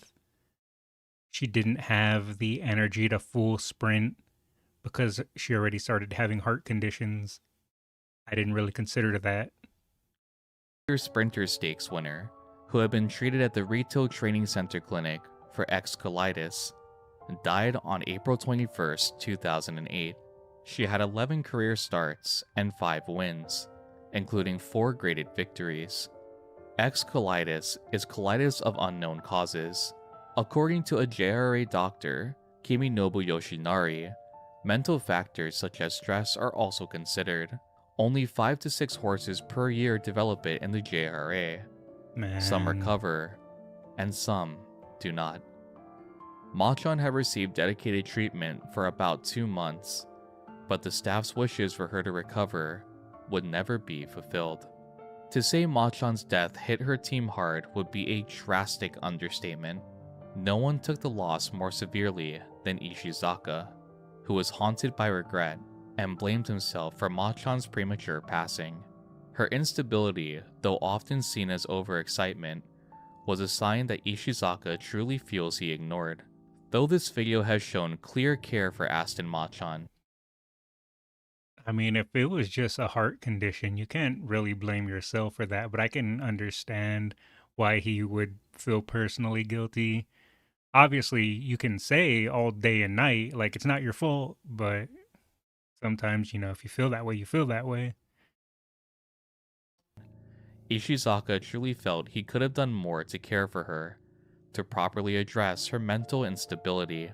Reporter Daiki Matsunami will later publish just how much Machan's declining health impacted Ishizaka. A phone call had come to inform Matsunami of Machan's condition. At the time, he was with trainer Ishizaka, who heard each word relayed about Machan's declining health. Matsunami described his expression as solemn. Ishizaka truly loved Aston Machan, and even with the struggle getting her suited to certain aptitudes, he always tried his best to make sure everything ran smoothly. Matsunami would continue, contrasting this moment of sadness when Ishizaka relayed their plan to have Machan race in the Sprinter Stakes. Matsunami gleefully recalled Ishizaka's grin when he announced Nakadate's addition to the team. Some judged Ishizaka's choice with Machan's career, but ultimately, Matsunami stood behind his belief that Ishizaka was the best choice. This experience of grief would later influence the training of one of the strongest fillies Ishizaka would work with, Gentle Donna. Well, it's hard to say, man, because heart failure, even if you see signs of it, you can't really fix it. I don't really know. I guess you could, in retrospect, argue that the trainer should have been more aware and should have taken better care and not let the horse run as wild as they did. But if you have a heart problem, it's going to catch you at some point unless you take every step. He essentially would have had to retire her. Um, but there was no guarantee that that was going to stop it or prevent it or help it. Because again, it's just heart failure at that point. It's kind of rough. It's hard to say. Let me go back and read some comments because again, I got distracted by the video.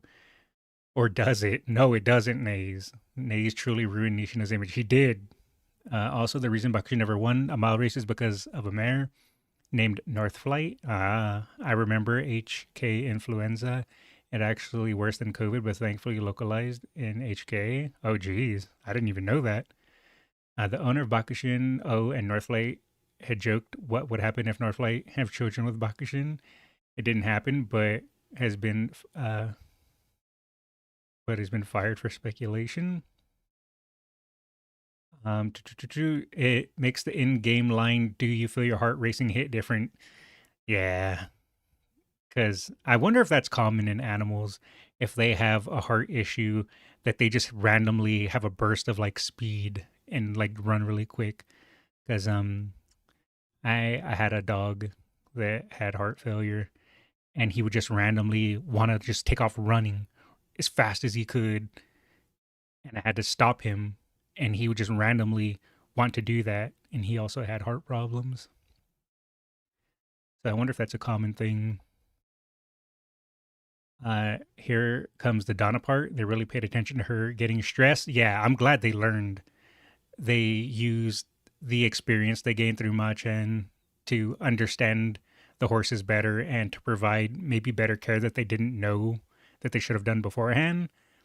But I mean, I personally don't think I could blame the owner for that because sure, you can make the argument that inexperience doesn't excuse not properly caring for your animal. And to an extent, I do agree with that. But at the same time, it's always tricky with organ failure because we can sit there and say, well, if you would have like retired the horse, everything would have been fine. But you can't really say that with 100% certainty because again, organ failure, it's manageable, but it's never certain. You could just be sitting there watching TV and then boom, your heart gives out. You don't necessarily have to be running or moving. But I understand both sides of the argument. Sometimes this type of stuff just happens. It sucks, but nothing you can do about it. Yep, exactly. As a vet, heart failure symptoms and attitudes vary from animal to animal, so all the more it's quite hard to detect. Yeah, sometimes too it's just genetic, and there's really nothing you can do about it. Because yeah, that's what happened to my older dog. He passed from heart failure a couple years ago now. And even though he had his medications and stuff like that, it just organ failure is organ failure, man. We know that Gran Allegria is Japan's best miler in recent history. Her son is Grand Maestro. Oh, I didn't know that. I felt Narita Bryan's death was most painful to read. No one deserves to go through that. Yeah. Such a shame, man, when you hear about the deaths of some of these great horses. But none can be done about it. That's just part of life. Anyway, let's continue the video. Learning from the grief and regret of Aston Machon, he'd aimed to look after gentle Donna more intensely, ensuring such carelessness wasn't allowed to happen again. Aston Machon, despite being born in a strong generation, one defined by Sunday Silence blood, would blaze her own path. She was described as a charming filly, and through her journey of hardship, had gained an idol-like popularity. As the years progressed though, she began to fade to a distant memory, behind the shadow of Scarlet and Vodka. This would be the reason Machon aims to never be forgotten in the world of Umamusume, the reason she's behind the shadow of Vodka and Scarlet, and why she appears so often looking directly into the camera. She wants you to remember her. The only way her legacy can continue is if she's never forgotten. A silent but desperate plea, masked behind a gleaming smile, and eyes longing for the adoration she received during her time racing. This was the story of Aston Macho, a filly who paved her own legacy, and against Japan's strongest, still left a mark on the racing world. Personified in Umamusume by a soft-spoken Uma with a deep compassion for her fans, and a yearning to never be forgotten. Did you enjoy this video? And what We did enjoy this video, and she will not be forgotten. was your favorite part? Be sure to let me know in the comment section down below. Thank you all for joining me, and as always, I will see you all in the next video.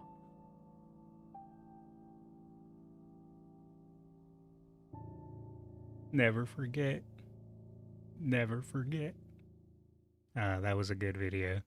I really enjoyed that a ton. Let's drop a like, and we are already subscribed. But that was good. That was really, really, really good. Alrighty. A queen died for this reason, though apparently it's during the deed. This is why Aston Machan's song lyrics hit so hard. I don't think I've heard her individual song. Takien also had heart failure, but I think it was due to excessive breathing, but that might be disinformation. I will never be a memory. Aston Machan probably. Probably. Anyway, let us continue. One thing to note, horses are also incredibly sensitive to drugs. That's why it's no joke to simply prescribe stuff. So it's just a matter of give medicine, then get better. Oh, okay. I didn't know that horses were sensitive to drugs. Interesting. We have plenty of things.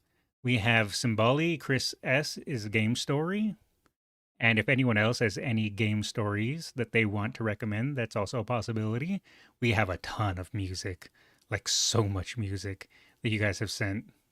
Tons and tons. We have some IRL horses. We have G1. I think, I don't know, it's Gold Chip specifically. Then there's just little clips of horses that were just small clips. Oh, these are some beautiful horses that was recommended. And again, these are just more smaller clips of horses, which we might knock out these smaller clips of horses. I say something short and funny or a song. We definitely have some funny videos. We have Gold Chip Loves to Annoy her sister. We have When the Uma is Musume 2. And apparently Summer Mari's thing. Horse, our obligate nasal breather. All right, so we'll watch some of the funny shorter meme videos to uplift the mood, and then we can maybe just watch some cute horse videos after that, and then decide what we want to do from there. Because we also have quite a few short little horse videos, so that's what I think the plan will be. So let's watch some funnier ones first. Gold Chip short, since you're biased, it's your submission. All good, all good. Nosebleeds are serious business.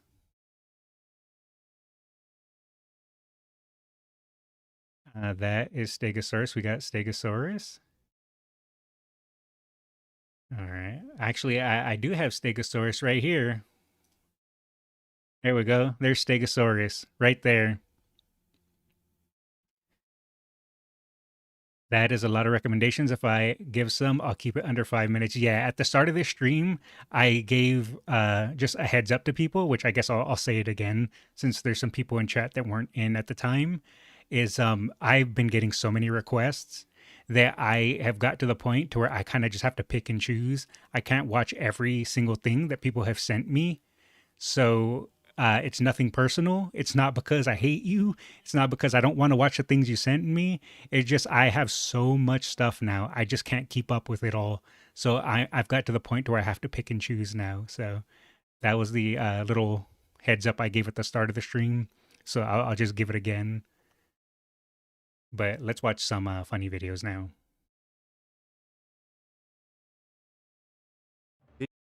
All right, volume looks fine. Let's full screen it. And we already dropped a like and a sub. Let's do it. Did you know that in Umamusume, Gold Ship seems to really love annoying Phenomenal the most out of everyone else. I think it's because Phenomeno falls for Gold Ship's antics. Now, to drop a little bit of Krakskullz lore, back in my youth, when I was a younger chap, I was an internet troll. I was a person that would find it funny if I could annoy you, and I would do it as much as I could. And I used to troll quite a bit. But that's the thing. If you give the troll attention and you feed the troll will keep it up. So that's kind of the same thing why Goldship messes with Phenomeno, is due to the fact that Phenomeno falls for the bait. And because she gives the best reaction? Yeah, probably that too. Hey, Skull Guy, how's it going? You lost 3 raises? Aw, man. Don't worry, you'll get them next time. I believe in you. I went 3 out of 5 myself. ほら先輩も笑うし練習とこうぜ君まずは手を止めて無断撮影は禁止 Oh, you won 17? Oh, damn, never mind. Look at you. でありますまな板の上のピチピチな新入生社会 Phenomena's face. これからゴルシちゃん先輩がみんなにトレセン学園流は手取り足取り飲み取り教えてあげちゃうぞトレセン学園とは仁義なき戦場 I like how Goldship is just going wild while Phenomeno is just staring and waiting for her moment to just be like, stop it. 勝負師たちの墓場相応の覚悟を持つ者だけが門をくぐれわかったか稚魚ども Now that's what I call sibling love. Like and subscribe for more. did you know that in Umamusume, Alright, that was good. I do enjoy me some Goldship. And Goldship got me like 2 out of my 3 wins in the Champions meeting. So the Leo Cup, we love Goldship. It's because Goldship tried to intimidate Phenomena once when they were entering the gates. Golshi's fave people to troll are Menno and McQueen. Makes sense because they're too serious. Yeah, true. All right, and now we have Legend Changer Marzinski.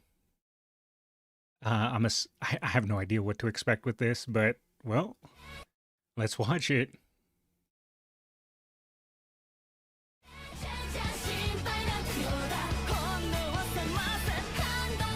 Thank you, subtitles, to let me know that this is music. I wouldn't have known otherwise.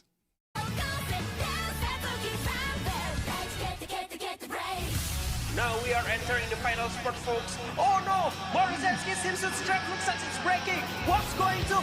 Of course. Of course. It's Legend Changer, but with the summer Maru copy pasta. Of course.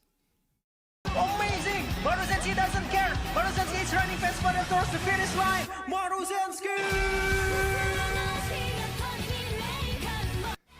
Alright. That was good. That was good. Especially mashed up with Legend Changer. Let's see. Makes sense. Or makes me wonder how much of Goldship's VA performance is improv. That's a good question. I have a feeling not much, but it would be impressive if it was a majority improv. Left for an errand during Machan. What did I miss? Not much. We barely finished the Machan video not too long ago. Marzen, my first Umamusume. The first Uma I got, I don't remember, but the one that I tried to get my career win with was El Contrapasa. I believe that's also the same race that Phenomena won while Goldship got 7th. Oh, was it? It's a copy pasta? Yes, it's a copy pasta. I got to rewind later then. Oh, you're good. You didn't miss much. All right. And now we have another meme video. Oh, this one barely met my requirement of being 3 days. So when the Uma is Musume 2, we watched, well, right here in the side link, when the Uma is Musume 1. Now this is an updated version of when the Uma is Musume 2. Have you seen the Stay Gold IRL vids yet? Which one are that? Is it some of these? Because I was sent quite a few. I still have these, which I plan to watch after a couple. After this, I'm gonna watch some of the horse IRL horse videos. Is this Stay Gold? Or I know this one's just in Turbo, but are these Stay Gold? I don't know because I can't read it. Anyways, let us watch this one now. Restart it. Make sure it's not too loud. What? There we go. Jeez. Should be fine.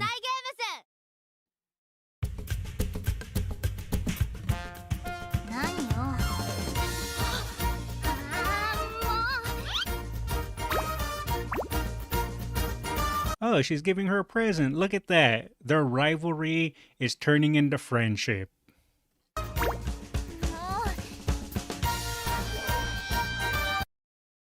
Never forget. Huh? Wait, don't open it. It's a trap. It's a trap.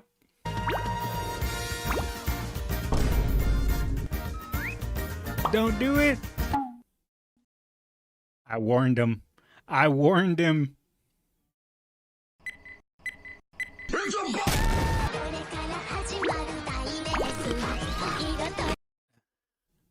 I was gonna say, wait, why is Aguri eating a carrot? But then I was like, well, that's a stupid question. It's Aguri.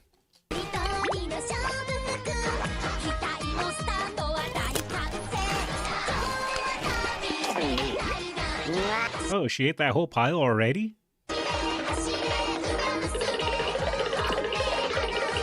Oh, I get it. She's running in circles left-handed. Wait, what happens if you get double circle and left-handed? Does that mean you do cartwheels?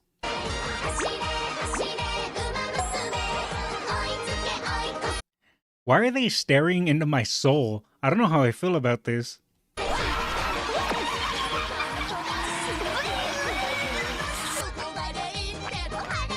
Oh, some more of the hamburger steak.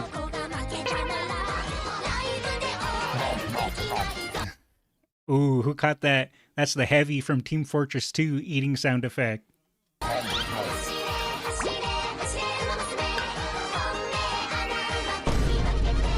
She is not pleased. Nope, she is not pleased.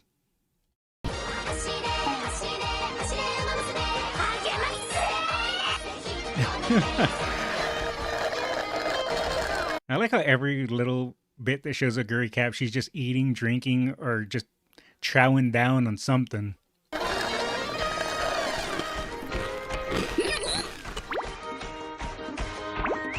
Battle of the Matis. Ooh, is that a carrot burger? The American in me approves.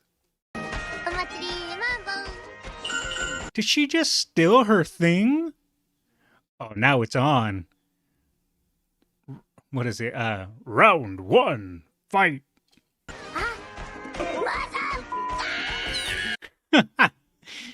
You tell her. You tell her. Wait, does she have boxing gloves? Haru, what are you doing with those boxing gloves? Surely you wouldn't. Oh, God.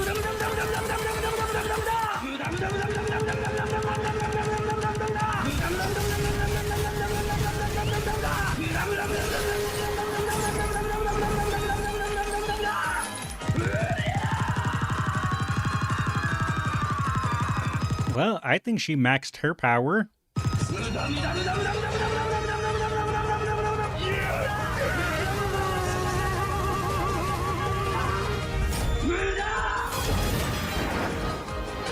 Friendship training success. Wait, why is she a tomato? Oh, Tamamo, tomato. Is that why? Tomato.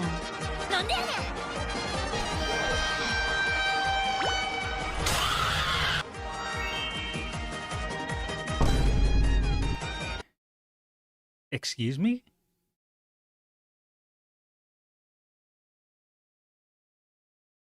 Oguri, what have you done? Oguri, what have you done?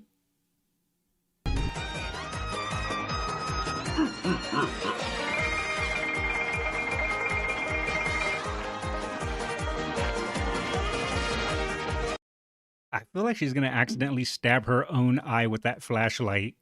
She should probably move it a little bit down. Good morning. I hear Hunter. Truly the most terrifying monster. Gold ship. I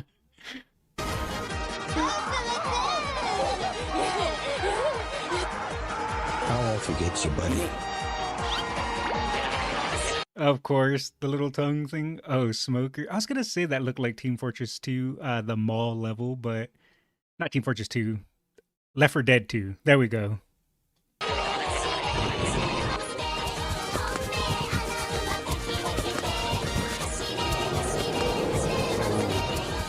Go, Rice, go! Oh no, not that thing. Has anyone tried the new Pokemon? I've only heard bad things. I haven't played it myself, but I've only heard bad things.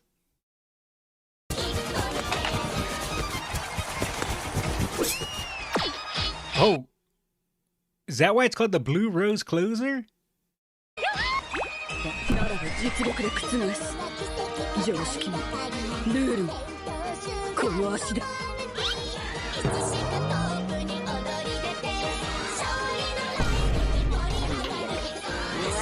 Well,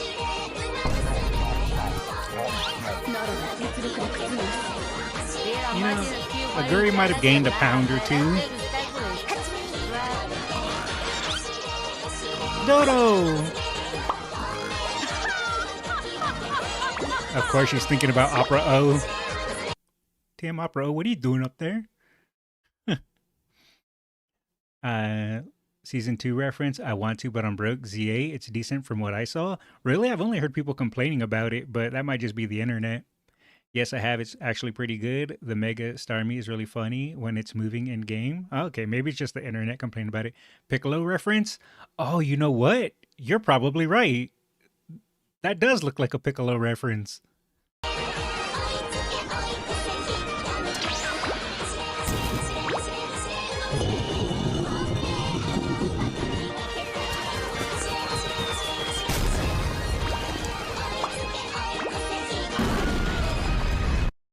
Well, that's one way to win a race.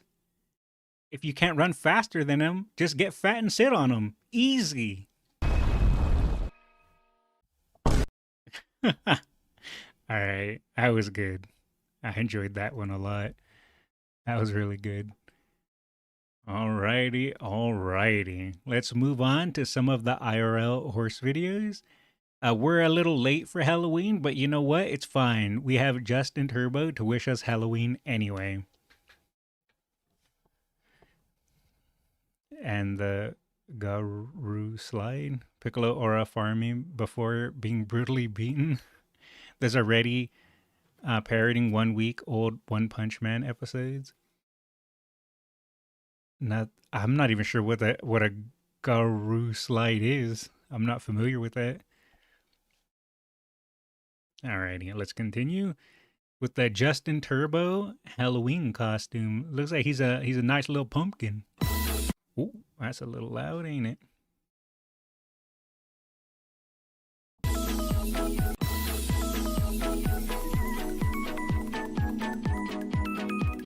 Is this Undertale music?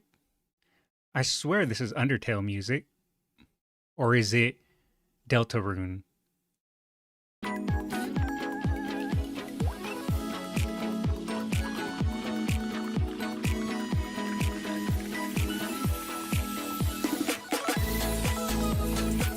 Looks so warm. October means Halloween.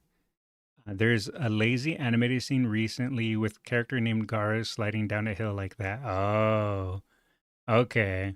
I'm not familiar with that. Just search for it. It's an animation. It's ridiculously funny.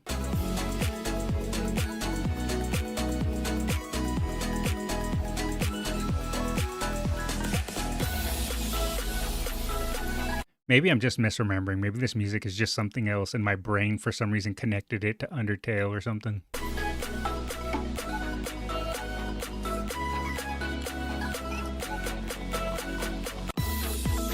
It might just be Dova syndrome music now that I think about it. I don't know. I can't read it. Just sent the clip. It's 6 seconds long. Okay, sure. We can pop that open real quick before we watch more horse videos. Sure. You DM'd? Okay, yeah. So you DM'd me it. All right. Let us see it. What anime is this from? I don't recognize it. Then again, I don't know much anime nowadays. Anyways, let's watch it. Oh, this is One Punch Man. I only seen the first season of One Punch Man.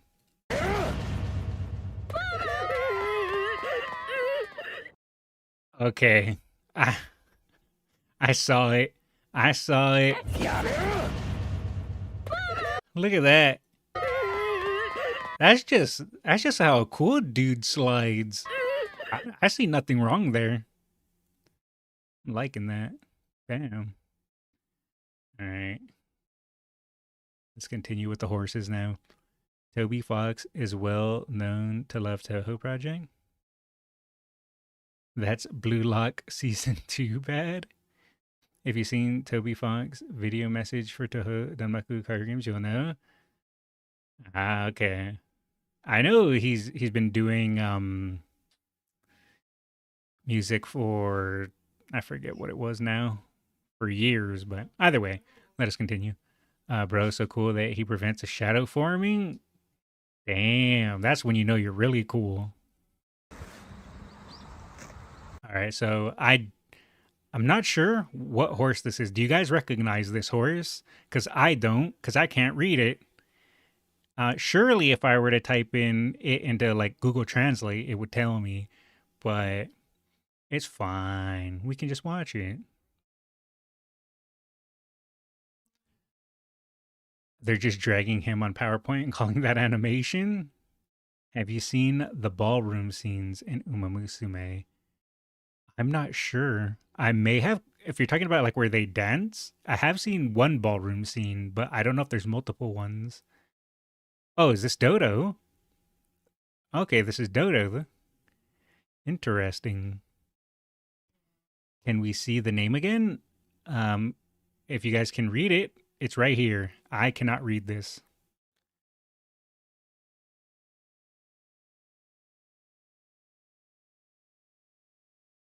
Yes, it's Dodo. Oh, okay. You guys can read that. Wow. Okay. I can only read American.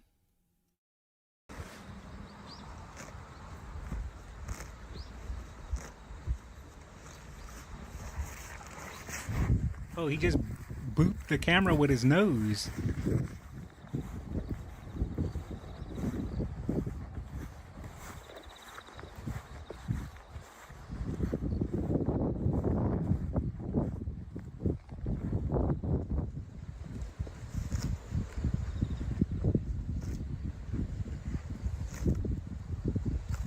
Just chomping the grass.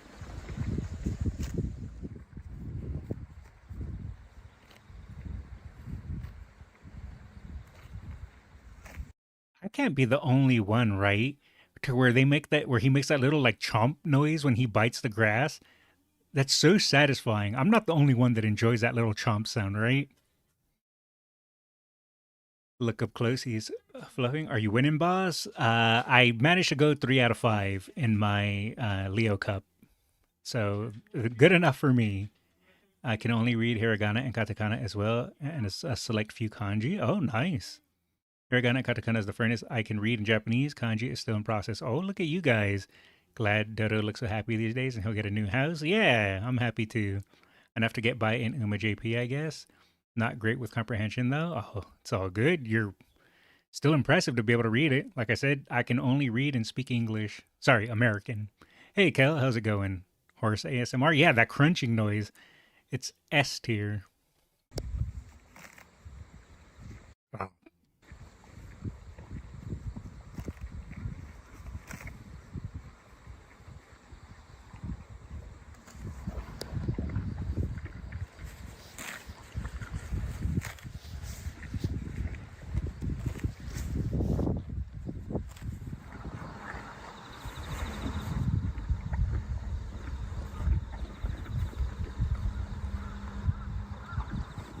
All right. Tell me I'm not the only one that thinks this as well. But when you see a horse eating grass, do you stop to think, I wonder how that grass tastes? I kind of want to eat it. But then you know it's grass and it's not going to taste good. But the horse is eating it and it makes you kind of want to eat it. Am I the only weirdo? You managed to get into Group A round 2. Oh, nice, Kel. Grats.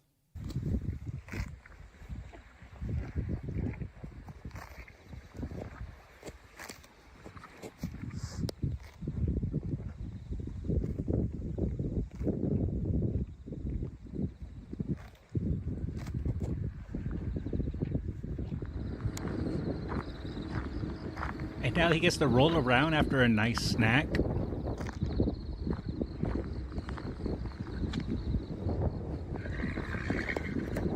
And then shake off the dirt.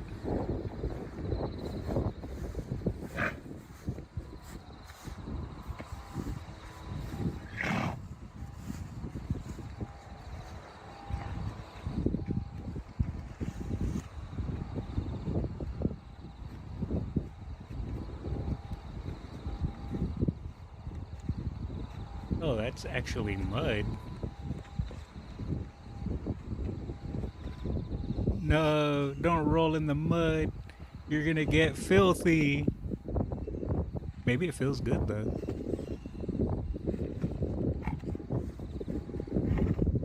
Well, now he has a mud coat. Alright. We'll drop a like and a sub for that. Now, I cannot read this one either, but I'm going to assume with all my brain power that this is indeed a horse. That is Orfevre? Oh, okay. Mood great. Definitely mood up for sure. Mentioning horse ASMR just reminds me of that one video I remember someone sending to Pyrrhix during his live stream of some of the Umas in Joe server ASMR. It's just a compilation of them speaking voice lines on their profile. Interesting. Animals roll in mud to refresh when it's too hot. That makes sense. Hail to the king, baby, true and real.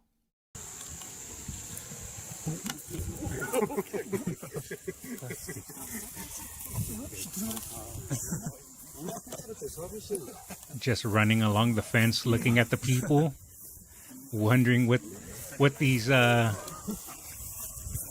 humans are doing near the king's castle.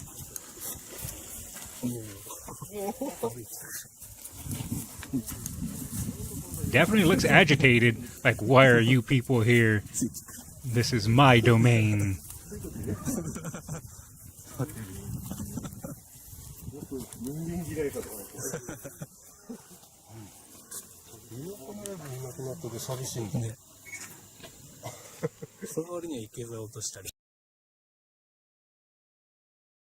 Alright, we'll drop a like and a sub for that one as well. I've tried to train my Umas, but nothing good so far. Aguri got medium S, but lacking skill. Goldchip got the skill, but no medium S. Lacking on stats. I'll just give up and give ATP until Alharu come up. Yeah, the Leo Cup I'm taking casually. I don't expect to win it at all. I'll be happy with second place. I expect third place. My Aguri cap has a decent stat line. I wish she had more power, but it is what it is. And her skills are kind of lacking. Whereas my gold ship, her power also is a little low. I wish her speed was a little higher. But she also just like has barely any decent skills. So again, it is what it is. I'm happy with what it is. What are these filthy peasants doing? Yeah, definitely was picking up that energy. Seeing Justin Turbo before they look so much alike. Especially in the little pumpkin costume. I've checked and only Tenino, Gimlet, and Tap Dance City Ballroom was not recommended, so I've sent the video and reacts. Okay. What are these? I already read that. His ears are not pinned back. He's just wary. Oh, this is Stay Gold. Why you smell your own poop? It's just Stay Gold being Stay Gold. Oh, because this is Stay Gold doing the famous Stay Gold move, huh? All right, let us watch it. Let me open up that one video really quick that you just sent in Reacts, and then we'll see the Stay Gold video. Let me just make sure. Okay, that looks fine. All right. Where were we? Right. Okay. Stay Gold doing Stay Gold things. Well, at least, you know, he's just looking at us.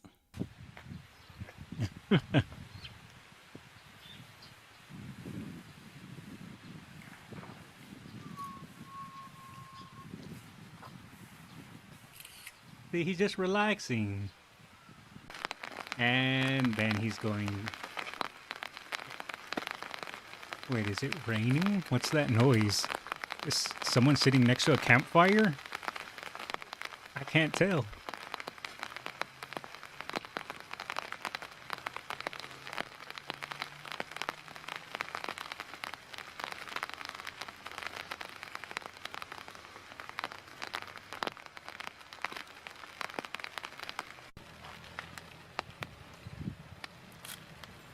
He too was just munching on some grass.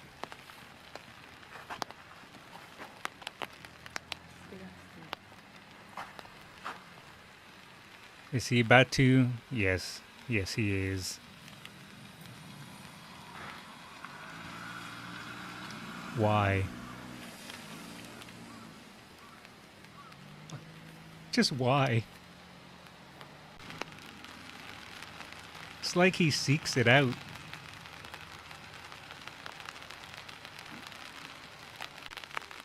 Oh, never mind, he's just rolling in some mud.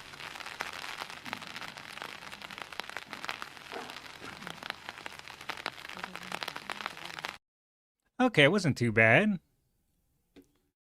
I was expecting him to start sniffing his poop and screaming. All right, and now we have one more of the shorter horse videos. Is this Stay Gold as well? I think it might be. He is small, enjoying the grass. Horse brains don't have developed corpus callosum. The terrorists on the racetrack. So they need multiple encounters to learn some stuff. Interesting. That's also Stay Gold. Oh, okay. So we have another Stay Gold video. All right, I'm down. Let's watch it.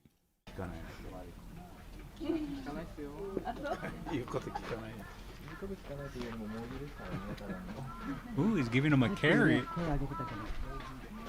Why is he side-eyeing the carrot? Like, I don't want that. Oh, does he want it? It's like he doesn't trust him. He's like, no, I don't trust your carrot. Why does he look like he's being annoyed? He's like, stop bothering me. I don't want your carrot.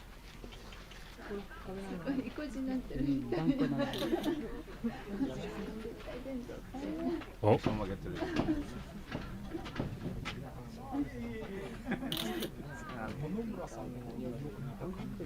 Is he gonna go for it? Oh, he's sniffing. He's sniffing.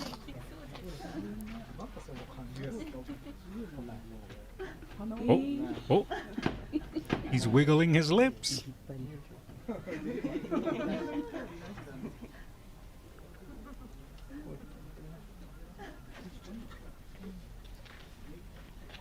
Oh. Wait. Why is this? What? Wait, why is this? There we go. Jeez, why was that bottom thing popping up?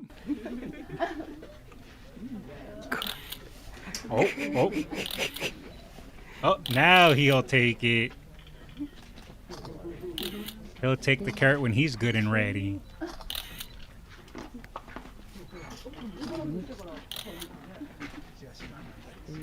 I wonder why he was so wary of that carrot to begin with.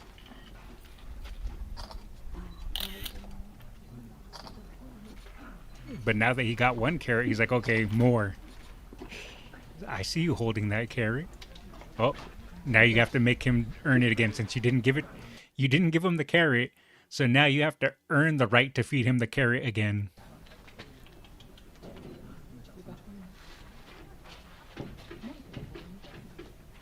Stego takes carrots on his terms, not on your terms.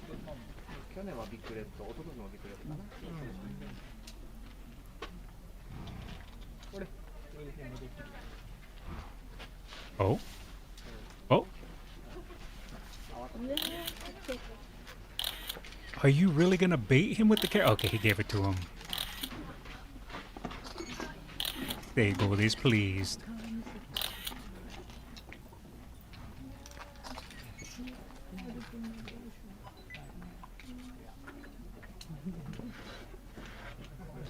Now you have another carrot, but you're not giving it to Stego. So he's going to look away again. Yep, there he goes. Saying, oh, you're not going to give it to me? Well then, fine. I don't want it anyway.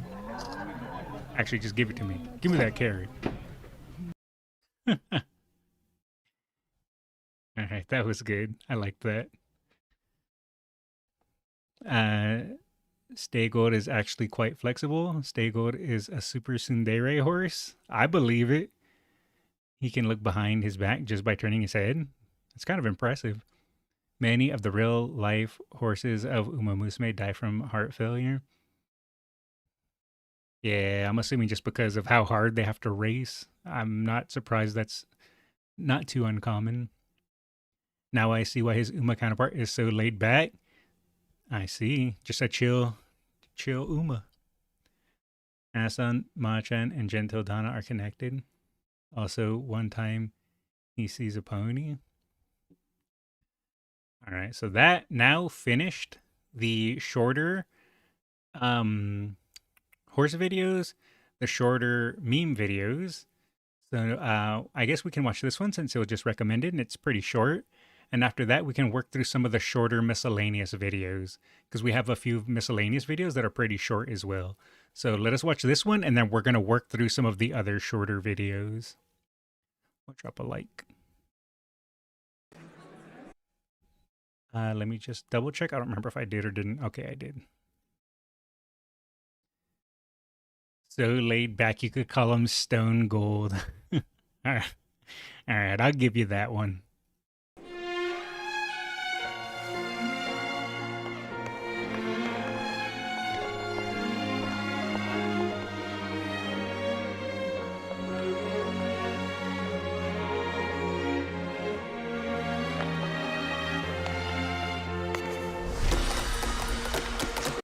The gracefulness into the tap dancing. All right. I'm here for it.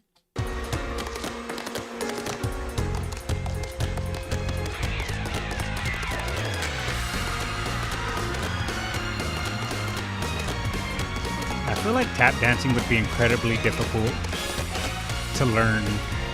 I don't know how true that is, but that's just how I feel like it would be.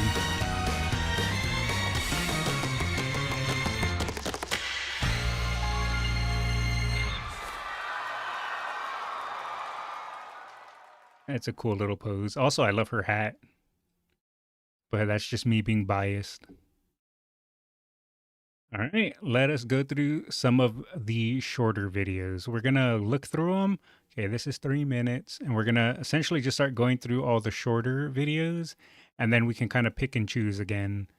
But let us start to go through some of the shorter stuff. All right, these are more Twitter clips that were linked to me.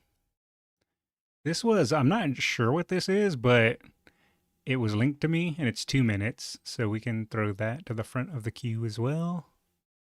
This is an actual short. We can put it up as well. Oh, and here's another actual short. Okay.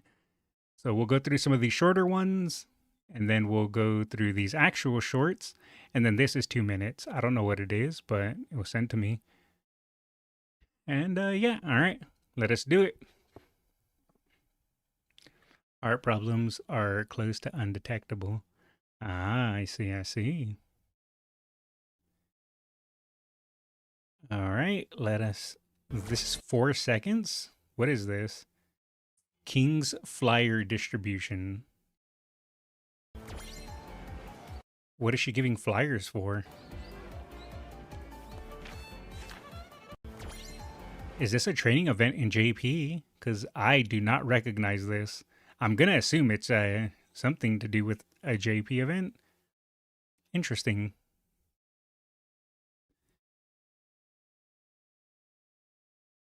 This is from the new scenario. This is the hot spring event. Oh, okay. And this is now King City's Guide. I'm going to assume this is also from the hot spring event. What is she eating? I can't tell what that is. Is that a carrot?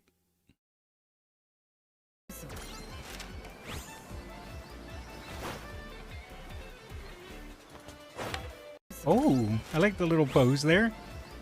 I want to see that one more time. A little step. Dude. Okay, I like that. That was good too. All right, now here we have a short with wind variation. I don't know what it's about, but a carrot burger. Oh, I like it. I approve. Carrot manju, small buns. Oh, okay. I've also recommended some Twitter shorts on 2 animated JRA commercials. It's above the Asian Flash short. Okay. From the short we watched a bit ago. Ah, I see. Promoting tourism. All right, let's see the wind variation one. I'm not sure what this is either, but we'll drop a like and a sub.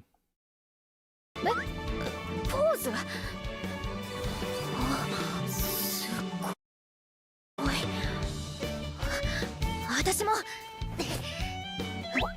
Oh, she's trying to do a cool pose. なんか違う She's trying to do a cool pose to mimic the other ones. I want to see. Oh, yeah, pose. Gentle Donna does hers. A Favory does hers. 私も And then she does hers. なんか違う Oh, but she wasn't too pleased with it. This is from the 3rd anniversary event. Oh, translation. I should strike a pose. Also strike a pose. Wait, there's something wrong. For wind variation. All right, so now we have Asian Flash. I'm not sure what this is. The last race of Asian Flash. Okay, well, I guess that tells me what it is. When So is this just horse racing? Asian Flash won the Tenno show, as the Emperor and Empress waved in congratulations, the Italian jockey partnered with a semi-German horse, giving the highest bow before the Japanese Tenno. This image was immortalized as a monument standing in Tokyo, becoming one of the most unforgettable moments in the sport. And at the age of 6, this Derby horse finally decided to retire. Oh, so they had her do the pose in game. Okay, that's cool. Japan Cup 2013. 3 years ago, under the same setting in Derby, he exploded with the fastest final 3 furlong in Derby history. His generation was crowned as the strongest generation. And now 3 years later, alongside his fellow star Tosin Jordan, they stood face to face with the true strongest generation. When the race began, Vercina was interrupted. Therefore, Asian Flash, the horse famous for his late kick, found himself leading the pack for the first time in career. However, Oh, I didn't know that Asian Flash raced around the time of Vercina and Gentil Donna. Interesting. And apparently she decided to be a front runner. leading was clearly not his art. Or his, since it was the actual horse, but meh, whatever. As they turned for the final stretch, in this cruelest racecourse for frontrunner, he could only watch others sweat past him one by one. Witness and Gentle Donna became the first 2 times JC winner. Asian Flash finished his worst in career in this same racecourse where he had once shocked everyone. The place he bounced back from the rock bottom to the top. The place his image was forever etched into this place. Asian Flash retired 10th. Today, this German maid had retired from stud peacefully, but there's no more regret. Because the Japan Cup he once left with regret, his son, Vela Azo, claimed the victory with a flash of his legacy, completing the story Ah, so his son won it. That's cool. Asian Flash left behind. Oh, And there is one thing he can brag about in that race. The second What? favorite of that Japan Cup. Gold Ship finished 15. Well, sometimes that's just the way Gold Ship lives, you know? You gotta do what you gotta do. When you're Gold Ship, sometimes you get first, sometimes you get 15th. But at the end of the day, you're Gold Ship. When Asian Alright, that was good. I enjoyed that. Alrighty. So this is another shorter video that was recommended to me. It is apparently, oh yeah, this is Nico video. So I don't know what this is about, but it looks like some sort of animation. So yeah, let's watch it. I don't know if it's going to be too loud. We'll lower the volume to about 60%. See how that goes. Asian, Flash, joining, Transcend, Wonder Q, and Gimlet, Narumi's, and Versailles Farm. Oh, interesting. And the generation is probably the one with most Umas from 2010 to 2015. I see.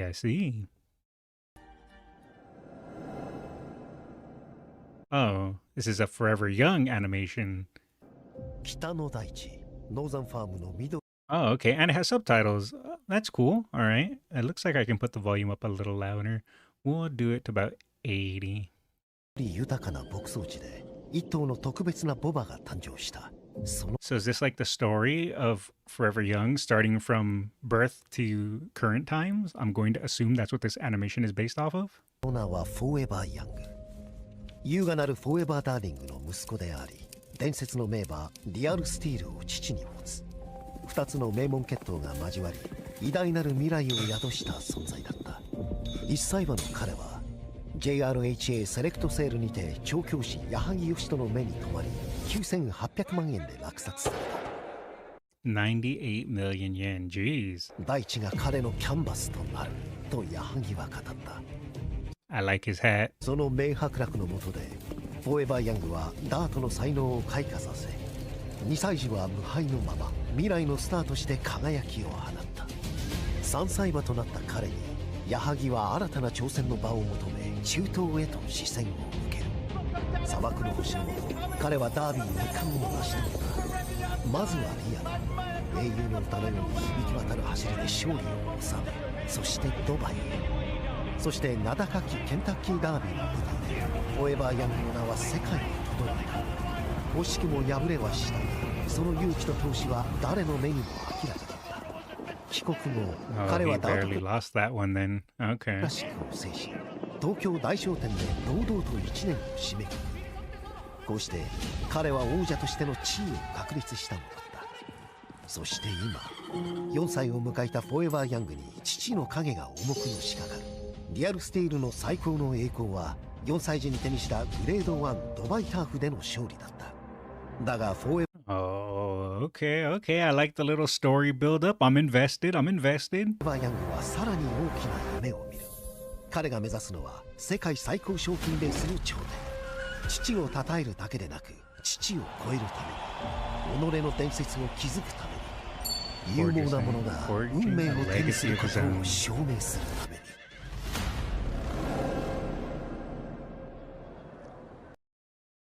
この動画はご覧のユーザーの皆様が Interesting.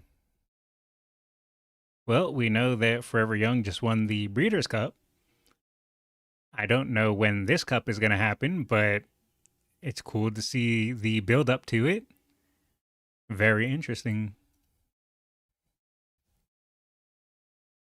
JBC Classic is a G1 in Umamusume, but in actuality, it is Japan won a race from the NAR. I'm not familiar with that. Reminds me of the Haru Urara documentary. I don't think I've seen that. At least not off the top of my memory I can think of. Anyway, now we have a couple other videos. How much money to spend a night with Umamusume? So I'm assuming this is how much it costs to rent one of the rooms to where you can like see the horse hang outside your window. 4 million yen. if I'm understanding that correctly. That's a lot of money. 5 loss in a row for the Leo Cup. Oh no. Aurora Doc is copyrighted. That's why you didn't watch it. Ah, okay. Yeah, probably. I have to be careful with it. No stud fee. Oh, that makes more sense. You see, because I know there's some like rooms where you can like sleep or whatever, like hotel rooms where the horse like hangs outside the room. So I assumed it was that. Not sure. Do you want the room with the horse in that case? Good point. Good point. Loves Only You is an Aunt to Forever Young. Oh, I didn't know that either. Wait, did I know that? I think I just watched a short that mentioned that. So maybe I do know that. Anyway, let's see how much it costs to have Goldship be your father. All right, that's a little loud. Just a touch. Just do this, and then we'll put it about 50%. This is a real horse stud fee. If the fee you pay to have your female horse get pregnant by a famous male horse.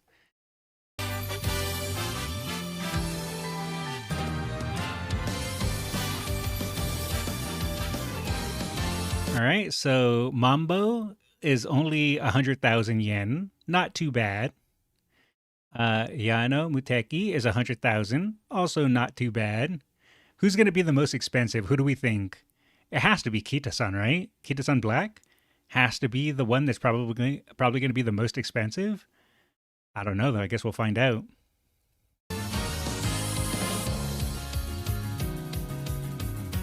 Winning ticket. Okay, now it's going up. Hishi Akebono, 250,000. Major Palmer, 300. Wonder Q, also 300. Yamanin Zephyr. Biko. Sakura Laurel. Oh, wait. 500,000 if you break it up. Interesting. Transcend. Do they wear the same cap? If yes, maybe they will have similar hair. I know Tachyon is up there as well. Oh, I didn't consider that. That's also another one that's going to be up there for sure. Seiyun Sky, 700,000. Fuku-chan, 800,000. I didn't expect that. 800,000 for Meijiro Bright. 800,000 for Phenomeno. All right, now we're in the million mark. 1 million for Furioso. 1.2 million for Seeking the Pearl. 1.3 million for Hishi Miracle. Interesting. 1.3 for Tap Dance City. 1.3 for Smart Falcon.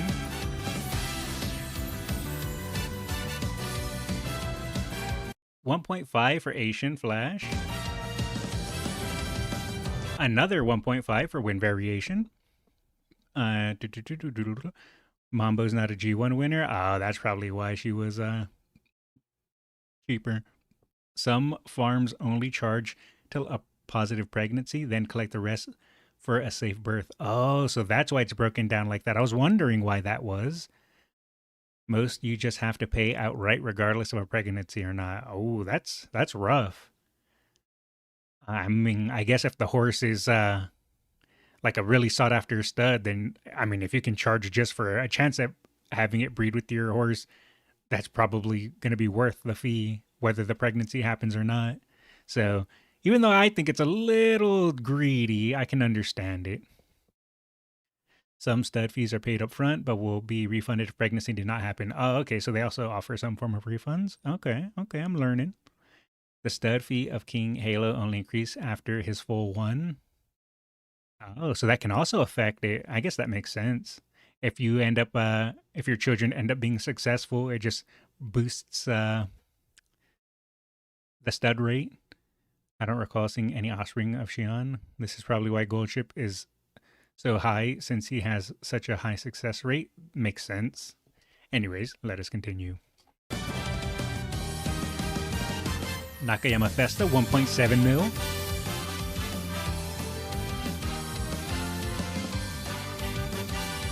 Calstone Light O, 1.8 mil. Okay, I wasn't expecting her to be that high.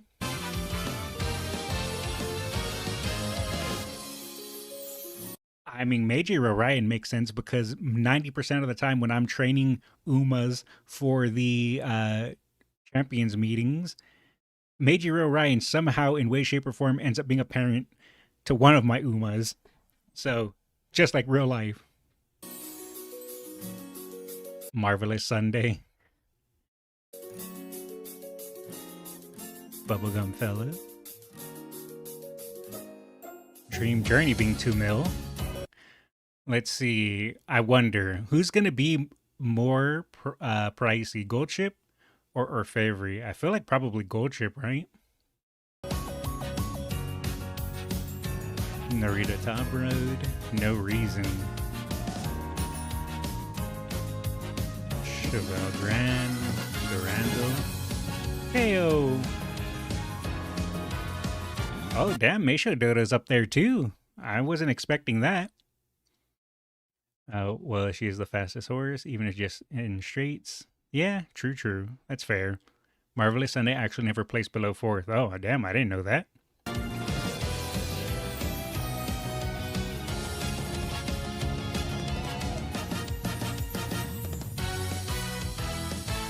Oh, there's King Halo.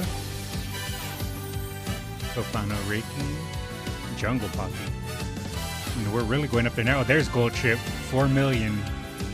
4.5 for Tanino Gimlet, though. And Tiamabra O. Grass Wonder. 5 milli for Zeno Rob Roy. And Neo Universe. 6 million for Manhattan Cafe. And Taiki Shuttle. Well, that answers my question. I was wondering who's going to be more pricey, Gold Chip or Orfevre. Well, now I have my answer. Orfevre wins.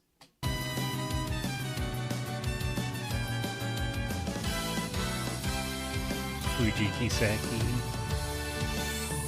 Wait, Agnes Digital? I was not expecting Agnes Digital to be that high up. I mean, it makes sense, I guess, because she was a decent all-rounder. But yeah, that's a little surprising. Dodo did beat Opera. That's got to earn you some bragging rights. True. 6 mil for Cafe makes sense since she was considered the most pure connection to Sunday Silence. That's also true. Digital is winning. I mean, look at that art book. She's definitely winning.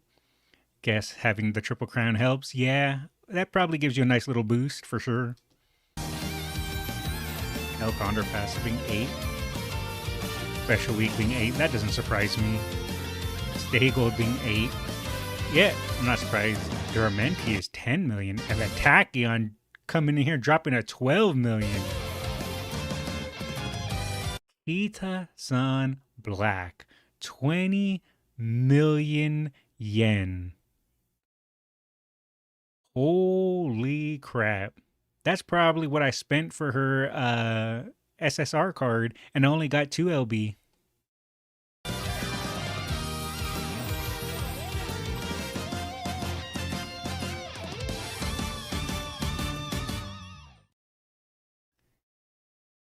Alright. That was good. So now we have who's the fastest Umamusume and Arima Kinen. We're going to check their speeds. Just checked. Kita-san is still 20 million. That is crazy. I mean, makes sense, but still crazy. The price is the highest they have during stud duty. Yeah. The price may fluctuate depending on their sire rankings. Kita is too greedy. He's a goat. Just checked. The stud fee reflects the pain of players for the card. You know what? I believe that. I fully believe that. All right. Now, let us see who is the fastest Uma in the Arima Kinen. All right. I'm trying to make an early guess. You know what? Just because I'm biased, I'm going to say Gold Chip. I know that's probably wrong, but I'm saying it anyways.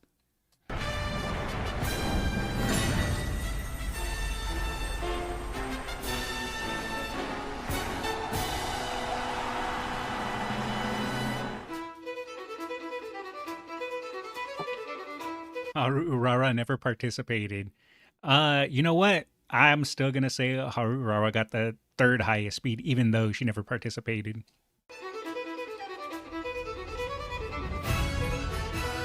Surumaru Tsuyoshi got 2 minutes and 31 seconds. Okay. Or is that 37 seconds? I couldn't tell with that font.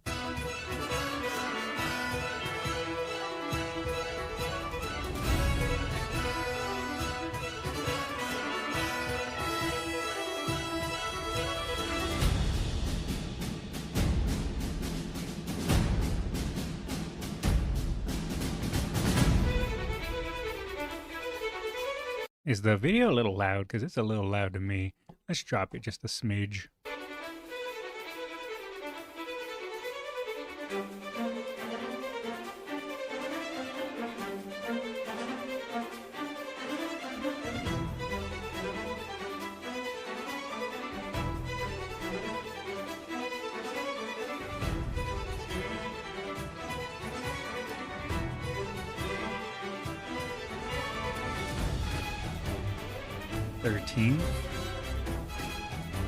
I gotta know who's number one.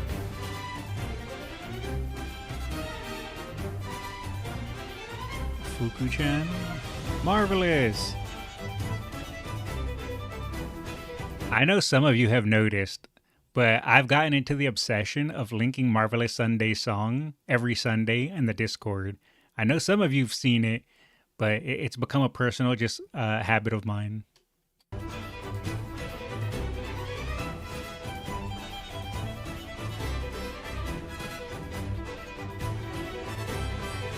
Tamamo Cross.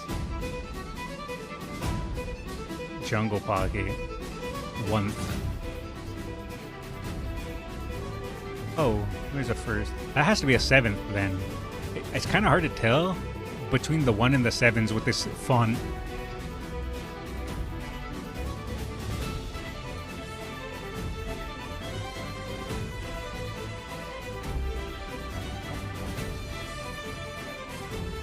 Fine Motion got 5th.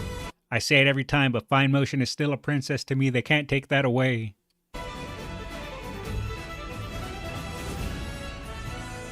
Dodo.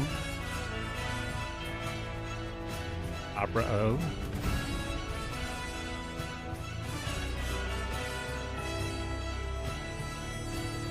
Major Adobe. I love Katsuragi Ace's color scheme, but I'm biased. And Manhattan Cafe's outfit and color scheme, but again, I'm biased. Whoa! Symboli Rudolph. He just flew on by. Sounds of Earth. Oh, we're speeding up. We're speeding up. Hair Groove. King Halo. Sweet Toe Show. Tosin Jordan. Come on, I gotta know. Oh, Digitown. Alright, I know I'm getting sidetracked again, but guys, what do I do with Agnes Digital and Halloween Rice Shower being available soon? What do I do with my carrots? I still need Christmas Oguri. I'm lost. My brain says, don't do it. Save your carrots. Christmas Oguri. But my heart says, get digital. And then it also says, get Rice Shower. That probably got cut out, but get Rice Shower. I don't know what to do. Let's see. I'm going to read some of the comments because I got distracted.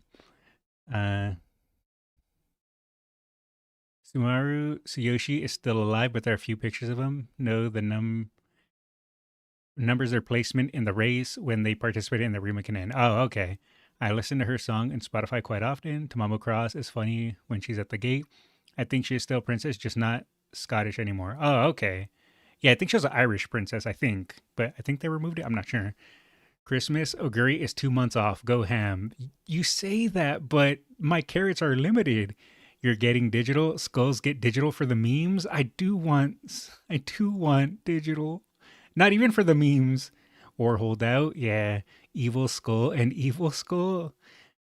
Yeah, I try not to let the evil voices win, but sometimes they do.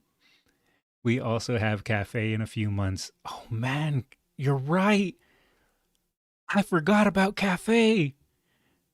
Yuko, how can you do this to me? That's now another option. How does one get more carrots? How?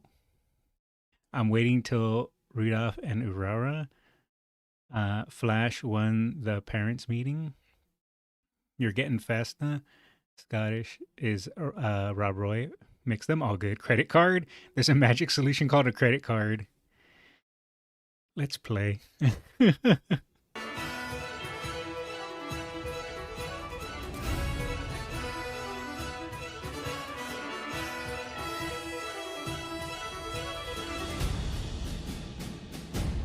I'm gonna have to start putting up skeleton feet pics, aren't I?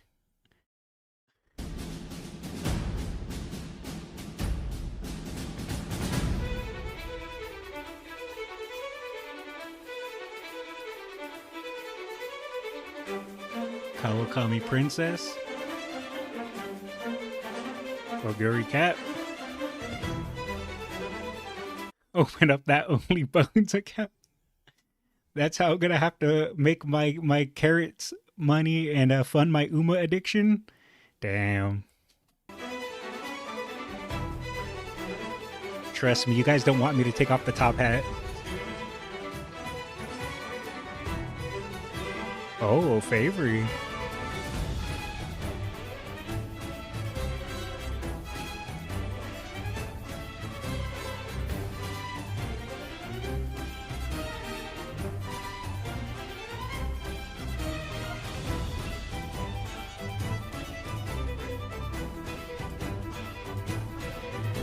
Let's just say it is not pretty under this top hat. Let's just go with that.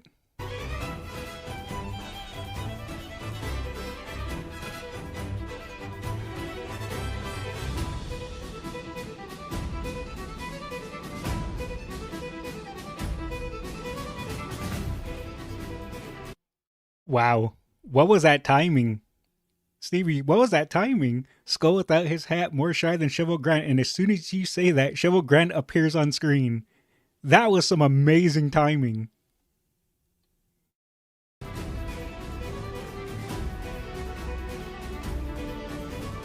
Gold ship, no! She wasn't number one.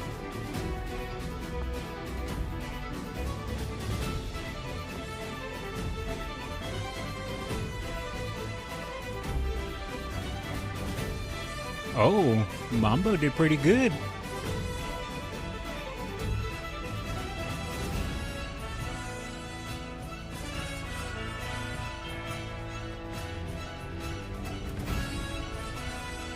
Ishi Miracle. Oh, nice nature. Wow, she got third. Who would have guessed? Valentine Bourbon and Dober, or Majora Dober, are also next to each other, and both are must pull. Yeah, pretty much all my carrots are being saved for Christmas Oguri and Valentine Bourbon.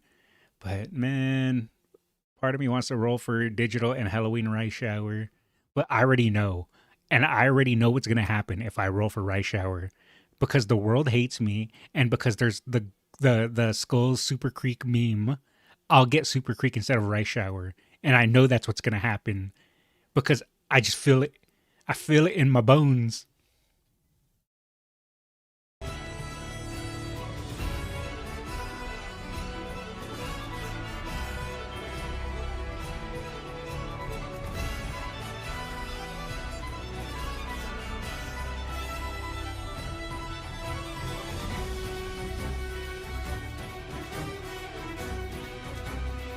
He said the thing I did. Dream Journey! Wow, I didn't know Dream Journey won the Arima can end that fast. Oh, we're going even faster! Zeno Rob Roy. I don't know much about the actual horse, Zeno Rob Roy, but I've heard a lot of people tell me that the actual horse was a beast.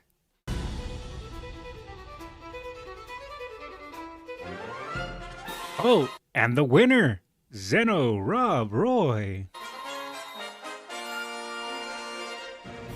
All right. Damn, that was nice. Okay, well, I would never have guessed Zeno Rob Roy. I guessed Gold Ship, but like I said, I am biased. So, it is what it is. Dream Journey is fast. Yeah, I think Dream Journey was almost number one. Super close. Nature has the Bronze Collector title because of Arima Kinen. Yeah, I've actually gotten Nice Nature's epithet while trying to get a good Uma for the Leo Cup, the third place medal one. I forget what it's called exactly. Because she got third 3 times? Yeah. Half as many 232 compared to 231s. I know it's crazy how much just 1 second makes, how much of a difference it makes. Zeno Rob Roy was the one to win Senior Triple Crown after TM Opera O. Oh, okay, I didn't know that. Zeno Rob Roy is the second horse to win the Autumn Triple Crown. Ah. Smaller horse buff? Wait, is that the secret? You have to be a tiny Uma to be super speedy? Oh my goodness, that's the secret. Team Opera is the first to do so. Gotcha. Alrighty. So now we have, let's see. Did I lose that playlist? What happened to that playlist I had of videos that Vol'jin linked? Did I somehow lose that? Did I? Oh wait, this is the playlist. Okay, never mind. The playlist is still here. We just haven't finished it yet. I thought I accidentally closed it, but no, we still have the playlist. Okay, we're good.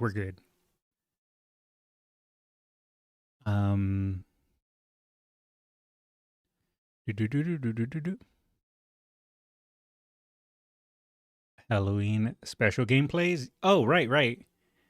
We watched one of them last React stream. We didn't finish these ones though. Should we finish these up since we have them? Technically, Halloween ended, but we might as well finish them, right? We have Mambo, Fukuchan, and Gold Ship. I'm not surprised. It's always Gold Ship. Sure. Halloween, sure. All right, we can watch these really quick then.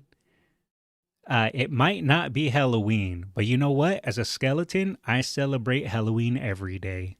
So therefore, it is still Halloween to me. So we can watch these. Make sure it's not too loud.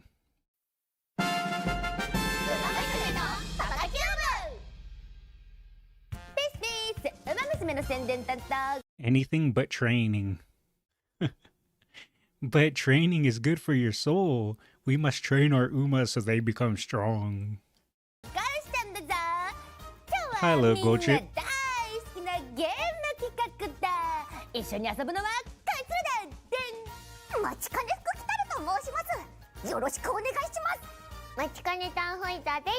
ゲーム企画とっても楽しみだったな。で、一体どんなゲームをやるんでしょうか。今日遊ぶのはポピープレイタイムというホラーゲーム。 Poppy Playtime. I considered playing this game during Spooky Month, but I never got around to it. I've never played it before, but I've heard mixed things. I heard some people say it was good. I heard some people say it was meh.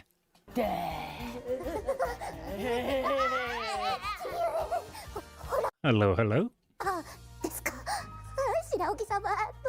And goodbye.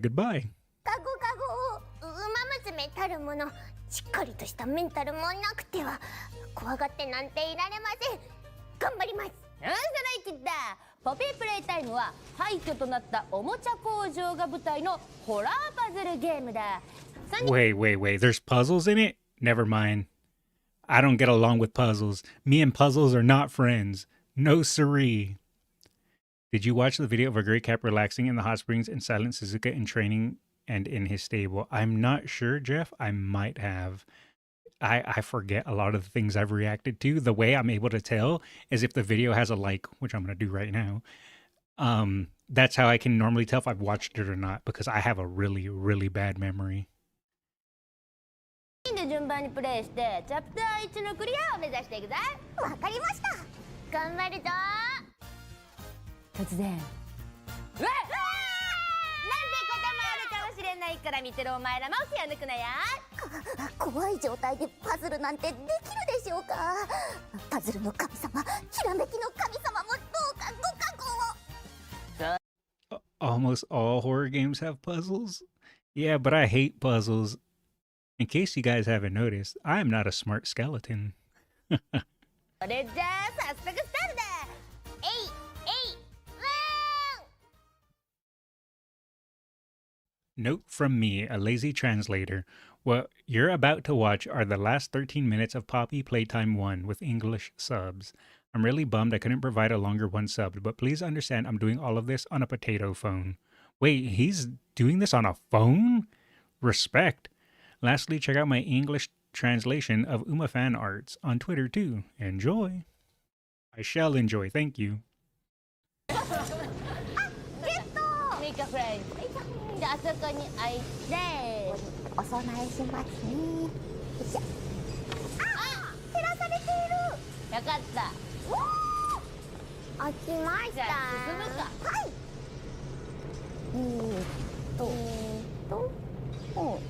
このまま直進じゃなくて。You're just give him a high five. You're perpetually in double high five mode.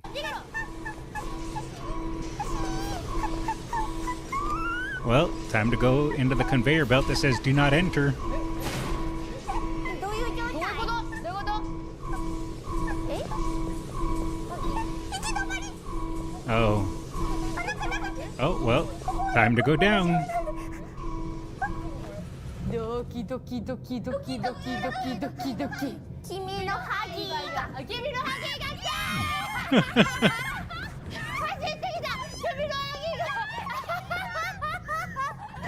君のハギーがズキドキしに来た。走り出してる。I like how Gocha was just laughing her head off while Fuku-chan is screaming her brains out scared.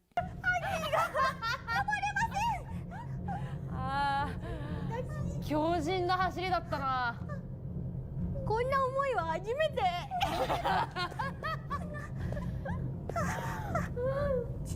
チラリチラリ。ハギ？はい、呼ばないでください。ハギ。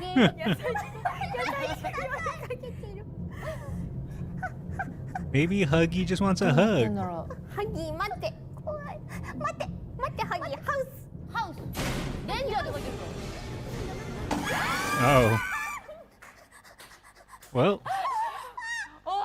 I think she may have died, guys. 何この起きろ。え、何これ。誰が。Oh, poor Mambo. なることは許されなかった。楽になることは許されない。ダメだった。では私の力ではどうにもならなかったので、ゴレスさん。なるほど。脱出してください。え、あれっていきなり空間移動してた。なんかよくわかんねえままあそこにいたよな。なんかベルトコンベヤの中に入ったらベルトコンベヤが動いて。なるほど。流されるままに。流される。Oh, so this is Goldship playing now. ハギーさんが出てきました。ハギピョイ伝説が始まるってこと？ Huggy Pyoy legend. ハギピョイ。で出てこいや。出てこいや。やばい。でも大丈夫なんですよね。まだハギーさんは正気を保っている。なるほど。Oh, they're using a controller. え、封鎖されてる。Well, she got eaten right away. なんでだよ。タンホイじゃ。おまちさん。じゃあどうやって逃げんの？やっぱベルトコンベヤなんだ。 Well, now it's Mambo's turn. 口の中がネチャネチャしてるのがちょっとやだ。リアルですね。どっから来ました？ここから来るよ。ここから来るので、こんにちは。そこじゃねえ、真ん前。こっから来る。 Just punch it. I believe. Mambo punch. 走る。いやでも意外とねむずいんだよな。あ、来ました。歯が多いなこいつ。歯磨き大変だって。しゃがみ方ちょっと可愛くないか。ちょっと待って、どうしたらいいの？ Run. Oh, well. 横抜けて It's Fuku-chan's again. どうやってベルトコンベヤまで行ったの？本当に突入してみる？もう一回やるか？ Oh. まっすぐ行ってハギーさんを呼び起こしました。ハギーさん、後ろ向いて走って。どこですか？右。Ah, right, into the conveyor belt. Playing first-person games and controller is like a punishment. Usually, I don't like using controllers when I'm on the PC. I only prefer controllers if I'm playing a console, which isn't very often, but I do not like controllers for PC, but I'm a weirdo, apparently.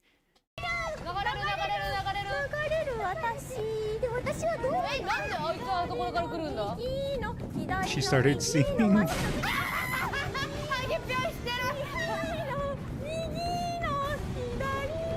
Oh, she's... Oh. Made the wrong turn. もう読めなくなった。アドバイスがもう読めなくなった。また起こされます。寝かせてくれよ。なんか妨害しなきゃいけないのかな、ミッチ。妨害。He got angry. 頑張りました。入る。あ、Oh, it's Gold Chip's turn again. 歩くモードになってます。マジ？左右の。あ、で、右だ。 Oh, okay. Go, run. Oh, close. You can do it, Fuku-chan. Run. これでチャプター1だって言うんだから。どうなっちまうんだろうな。だってポピーにすら合ってないぜ。確かにポピーはいずこへ。そうなんだよな。あ、そうだ。Oh, it's over. Oh, it's over. It's so over. 最後詰まったら左。その先は未知の世界。未知の世界。はい。走り、go. I bought a controller for PC to play Ace Combat. Controllers for every game that isn't first-person view. Yeah, I'm a weirdo. I don't like using controllers on PC.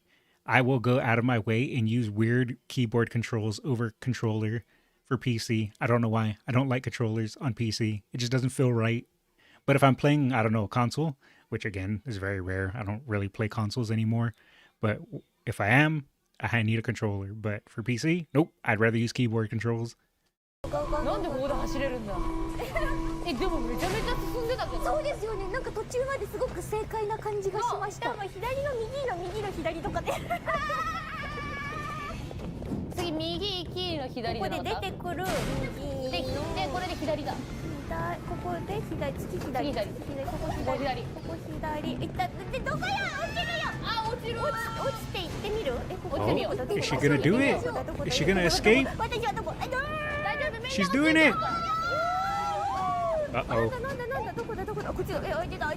Run!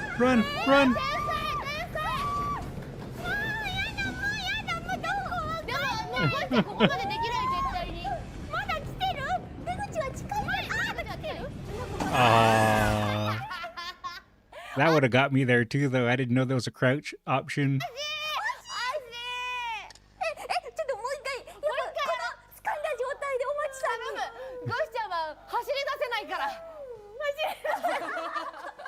Alright. Well, that was part 1. We have part 2 up next, so we can watch that as well. I've never touched a controller or console in my life. Hello. I only use a controller. How are you doing? I'm doing alright.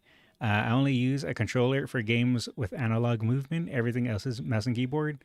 I don't understand how some Americans play COD with controller too. Like, how are you aiming? The energy of analog. I'll tell you the answer to that, because if it's the same thing like Apex Legends, if you use controller, you get aim assist. So like 20 or 30% of or more of your aiming is done for you, which is why I hated playing Apex, because people using controllers got 30 or 40% auto aim. But that's just me being salty. Mamba was the GOAT in this playthrough? 100%. For me, controllers are a lot easier to aim with analog than with the mouse. How's your stream going? It's going all right.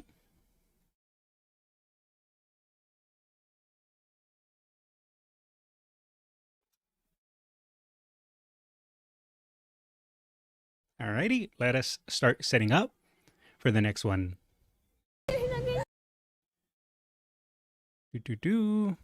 Alright, so this is part 2 of the Poppy Playtime part 2.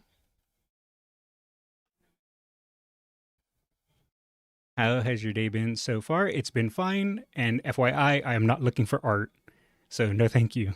お待ちさん、いけます。はい、こんにちは。こんにちは。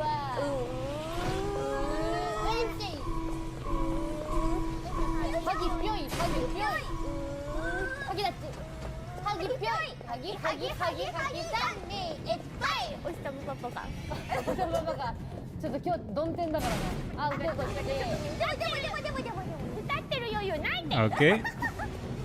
She's gonna escape. 歌ってる場合じゃない。まっすぐ。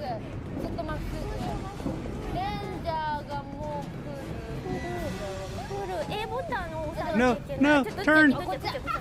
She has a good lead. なんかこのまままっすぐレンジャーいっぱいある。Now, is there a crouch button? あっ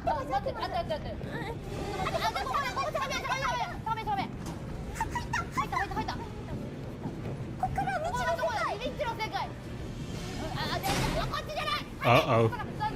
Run! Oh, she got stuck.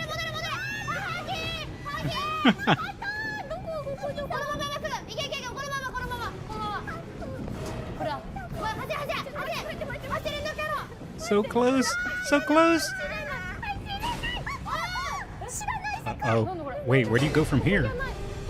Oh, the door closed.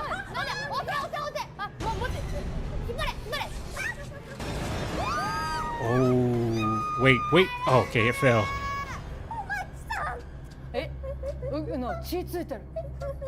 Oh, wait.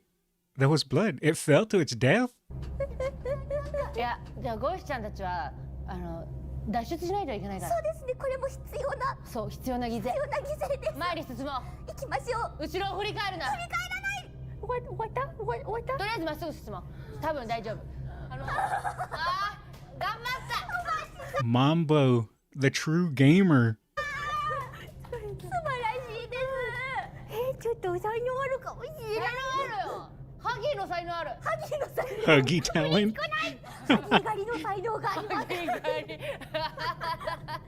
生のハギさん。ちょっと Man, how does one develop huggy talent? もう怖いからしゃがんでこう。なるほどな、大事。姿勢を低くする。でもこれでまだ終わりじゃないですね。思ったよりとりあえず前に進んでいこう。これで脱出かと思いました。I would watch Mambo VTuber. Just saying. あとちょっとだ、頑張れ。 Oh, videotape. DVD じゃない、VHS。現代に。急に現代に。 Man, you know you're old when you automatically recognize a VHS and then you hear the youngins refer to it as a DVD. It's tough being an old man. 映像見なきゃ。あそこにテレビがあるからあそこで見るんじゃないか。見ましょう。 Back in my day, we had to rewind our videos to rewatch them. Final log in relation. Experiment 1006. Prototype. ちょっとイングリッシュになった急に。 Evidently within his skill set. All other experiments of his type. Always. Though still missing, today's events are no doubt in relation to him. To him. His absence was a flaw in the scientific process. Should have under no circumstances been left unaccounted for. That's why. It's funny seeing the opposite to where I watch these, and if it wasn't for the subtitles, I would just try to pick out a couple words that I could understand, and they're doing the same thing with English. It's just kind of funny how that happens. Why I'm making this log, so that the same mistake won't be made twice. Any future experiments will need to be contained and disposed of in a secure location. I'm not worried about myself. One way through and I'll be back. I'll be back. In the name of science. Those who are beneath us understand it or not. End of. また何かが始まるんでしょうか。もうとりあえずもう帰ろう。 Don't slap the TV. Mambo. もうお腹いっぱいだ。Struggling because she doesn't know English. I seen someone linked a clip of that in the Discord. I did see it. おしまい。あ、ここが出口かもしれません。出られそうだ。なんか怖い。本当だな。Wait, Isn't that the thing they put in the little area to unlock the door? You slap the robot. Run. Stay. Wait, are they gonna escape? There's no way, right? あ、可愛らしい。なんで振り返るの？背後も大事。背後のチェックを怠らない。なるほど。やな。なんだこれ。やな、行きたくない。帰りたい。お家帰りたい。Wait, it's just a spinning toy. 本当だ、ポピーがいる。もうポピーがギャーンで終わりじゃん。This is definitely ending with Poppy jump scaring us, I swear. Will the prophecy come true? こんなん絶対。ほらもうポピのポピーよ。ポピー。ポピープレイタイム。開けますよ。お邪魔します。ポピープレイタイム。 Wait, that thing is Poppy? I always assumed Poppy was that big blue thing. That big blue thing isn't Poppy? Like I said, I know about the game. I've never played it. 本当に無理ちょっと何よ。あ、レバーを引きましょう。Slap it. 何も怖いことはありません。本当ですね。言いましたね。絶対大丈夫ですね。じゃあお前が引けよ。持っちゃった。行きましょう。一緒だ。All right. Here's an idea. What if she opens it and then instantly just slaps the doll? 彼女が敵だとも限りません。 Oh, she freed it. Oh, mistakes may have been made. あなたが私のケースを開けた。あなたが私のケースを開けた。脱出。 Oh, so that's how it ends. Chapter 1. やっぱり彼女はいいもんってこと？違うだろ。ここからが戦いが始まるんじゃないのか。私たちは序章。大活躍でしたね。 Poor Mambo. 最後ハギピョイはもうあれだ、タウンホイザーにしかできなかったよ。ですよ。よく頑張りました。いや、私なThat's the power of Huggy 一 Pyoy. 緒にゲームやりたいってずっと言ってたの。嬉しいです。お偉い伺いし人たちにな。ました。でもホラゲって一言も言ってない。楽しいゲームしたいって言ってたんだけど、でも2人と一緒だったからホラーじゃ全然なかったし、ご一緒にちょっと楽しかった。本当ですね。ゴリさん始まる前かなりフルフル怯えていらっしゃった。怯えてるよ。 Ooh, the behind the scenes, she was shaking in fear. でもすごい始まってみたらとっても楽しかったですね。楽しかったな。楽しかった。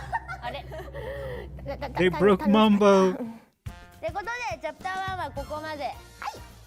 また一緒にゲームやろうな。ぜひ。じゃあ今回はここまでだ。またな。バイバイ。 Oh, the jump scare. Gold Trip was right. There was a jump scare ending. All right. We'll drop a like. What? There we go. My brain forgot where the like button was for a second. Alrighty. You dropped the react. All right. Let's pop it open. Let's see. Where is it? Oh, we have a few more drops in here. I can pop these open really quick. And we can watch these. We'll do this one because it's only 6 seconds, and then we can mix it up. Fuku and Gold Chip, it was really fun. Mambo, I fought for my life, pretty much.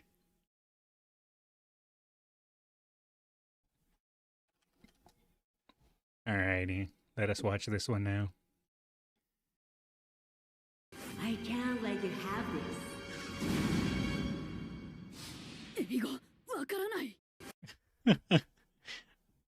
That's funny. I don't speak English. Me either, Agree Cat. Me either.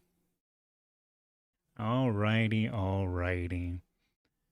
Let us see. We can either do some music or we can watch this playing Goo Goo Babies with Super Freak is horrifying. I've been holding on to that for a while. Well, not holding on to it, just haven't had a chance to watch it in a while. I guess it would be considered another funny video. I have no idea what it's about. Or we could continue. We have some more of the chibi videos that are pretty short, but it's a playlist of quite a few of them. We have the Umamusume Epidemic by Royalties here. We have the Stay Gold SSR support card translations. We have more chibi videos. That is another playlist you guys sent me. Again, they're all relatively short. We have this new chibi video that Kel just linked. And we have Beautiful Horses. And I think is a Super Creek edited career. Oh, okay, so it's a career run with Super Creek. Interesting. And then, of course, we have music. We have Symboli. So, yeah, we can watch the new one you just linked. Sure. Let's do it. 7 minutes. I'm down. Okay, there's no subtitles, so we gotta just watch cute chibis doing cute chibi things. I'm down to end the stream with some music after. Okay, after we finish this, we can do a couple songs, since I have quite a bit of songs that I want to go through. We can pick and choose some of the songs we want to listen to, and then yeah, we'll end it out with some music. I think that's a good call. But for now, we do chibis.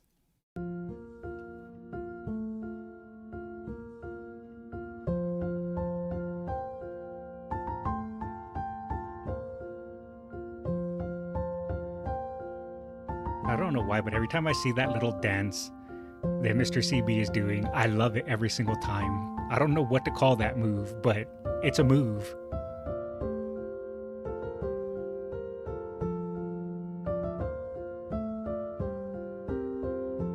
Are they reminiscing about the past? The Emperor.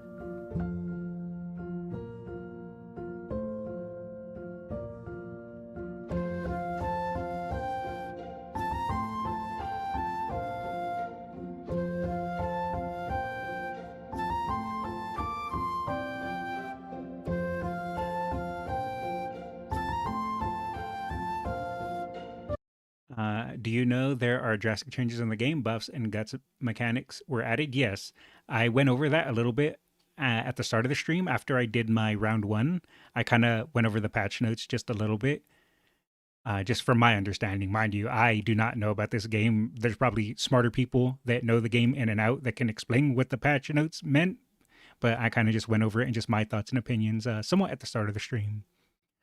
I want to say that dance comes from an anime called Himota Umaru-chan. Oh, okay. I'm extremely excited for the changes. Me too, especially the summer break quality of life changes. That's what I'm looking forward to the most.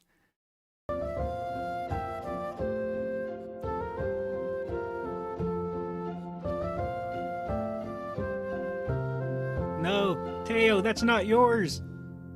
Don't do it. Teo, no. You're gonna drop it.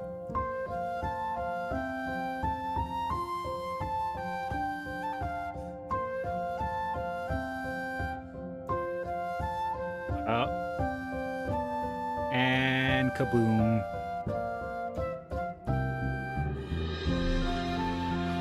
I wasn't expecting her eyeball to pop out of her head.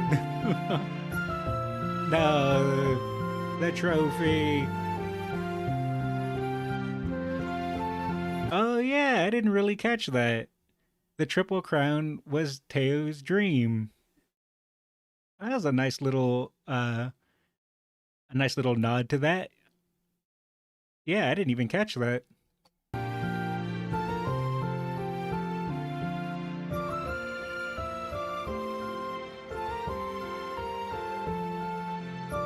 Aww. Her truth. Oh, she's depressed now.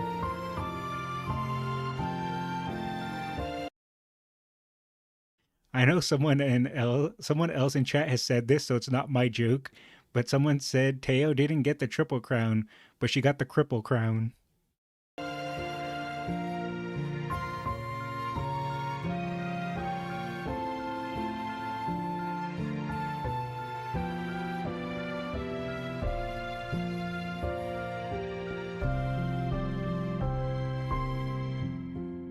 Oh, Teo's so sad.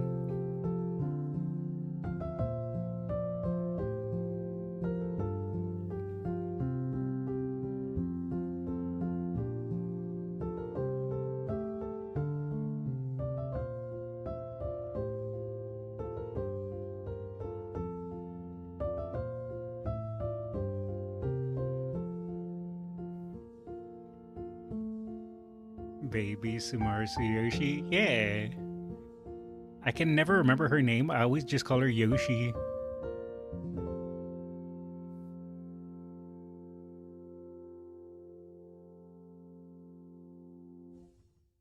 She's gonna call someone to fix it? Is that what that phone represented?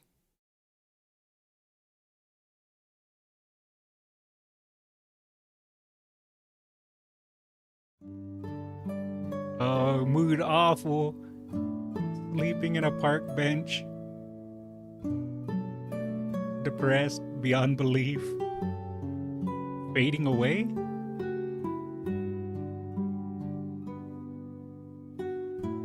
Wait, are they mocking her?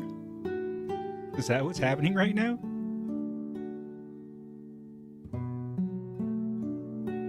That little dance gets me every time. Every time.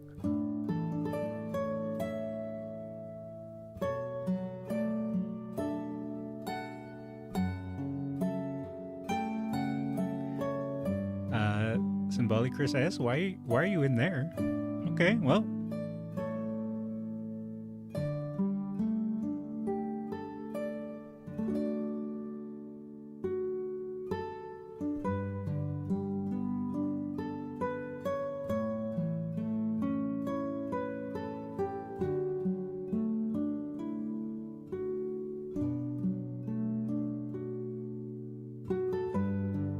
Ooh, the double dance. And then Symboli Rudolph reminiscing about the ocean with her trophy.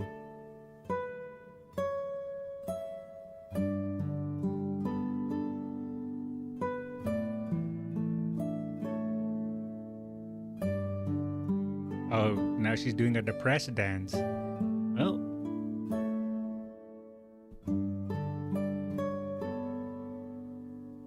It's not about the prize, it's about the good times had along the way. Is what I'm assuming this is supposed to symbolize.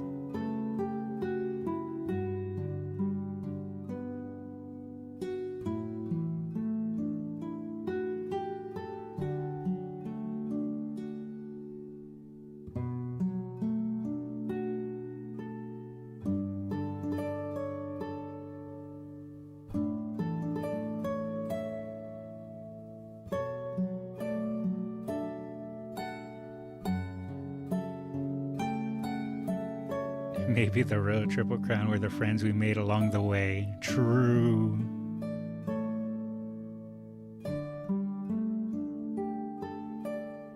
And then she joined in on the dance. And then the Teo step.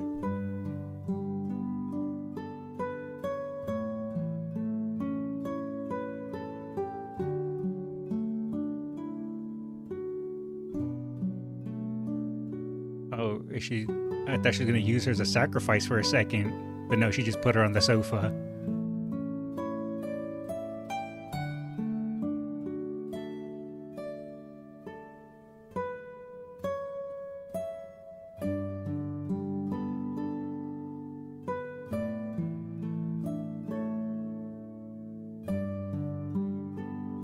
Oh, they fixed it.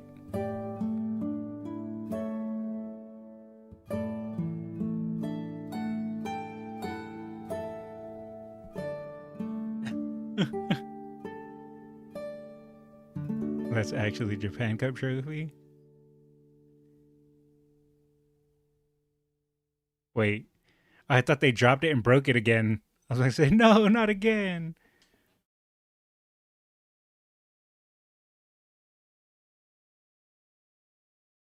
Was that it then? Oh, there's a little bit more. Oh. I was not expecting the knocking in the Hachimi.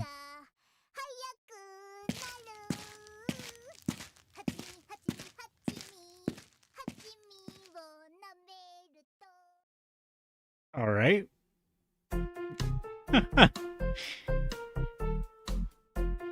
The knock freaked me out.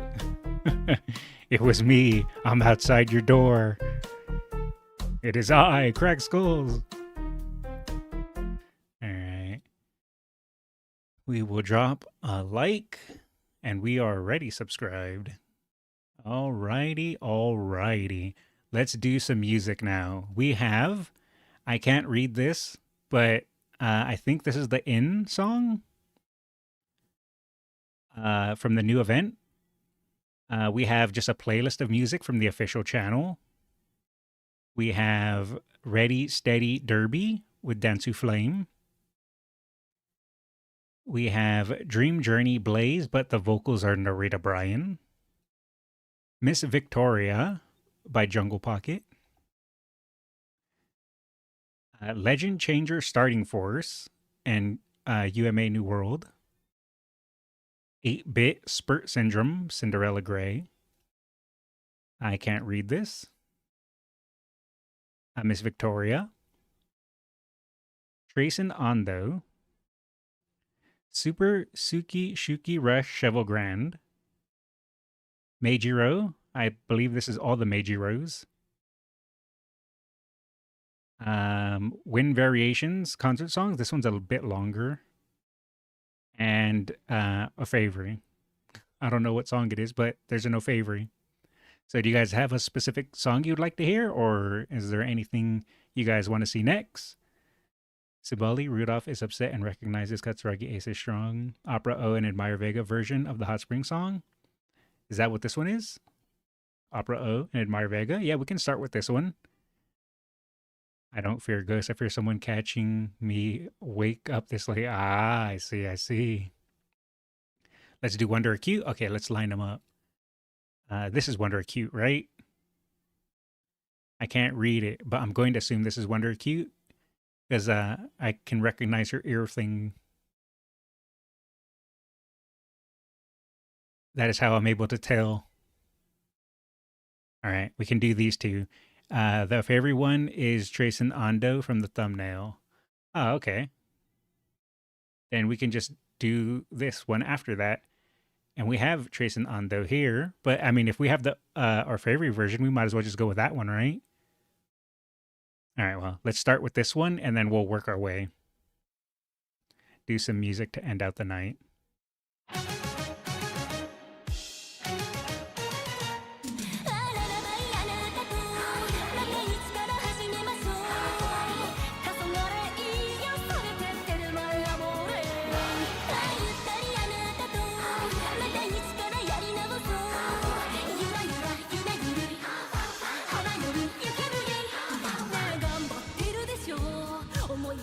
んだテープ She doesn't have vocals? Oh, favorite. I see, I see. Okay.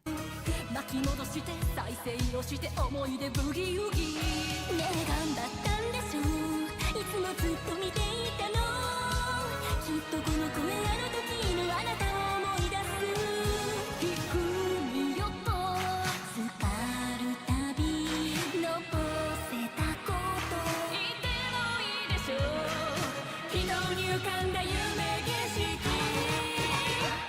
今日はうぬぼれて未来も許すのさゆらゆら夢ぐり今でも恋しい I like how they use juice bottles as microphones.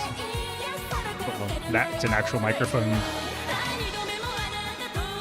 And whatever that thing Oguri cap has, I have no idea. I think it's just a heart light.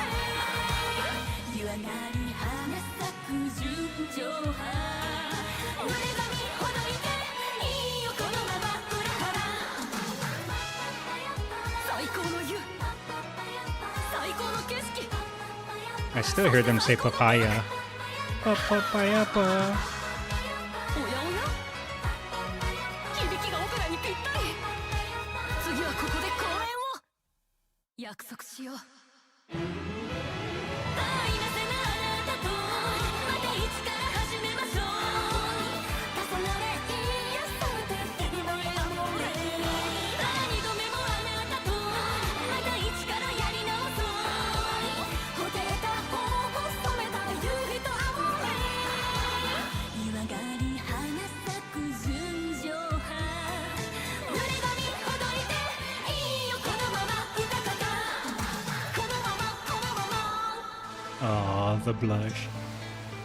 Dodo! Oh, I didn't even see her until then.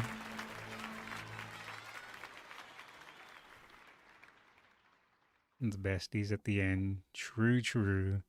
All right, and now we have Wonder Acute. I'm not sure what song this is. I'm pretty sure I'll recognize it when I hit play, but I can't read it.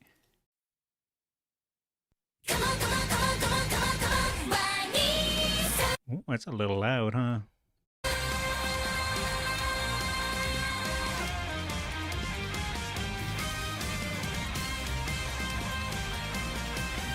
I actually don't recognize this song, at least so far.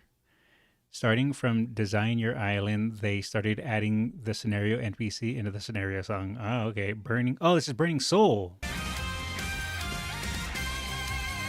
Okay, I recognize the name. I just didn't recognize the music.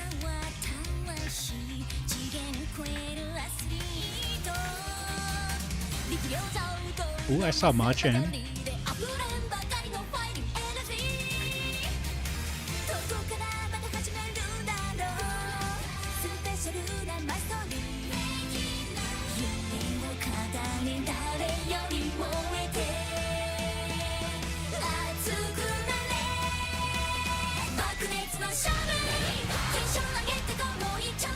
Always am a sucker for the fire explosions. Damn.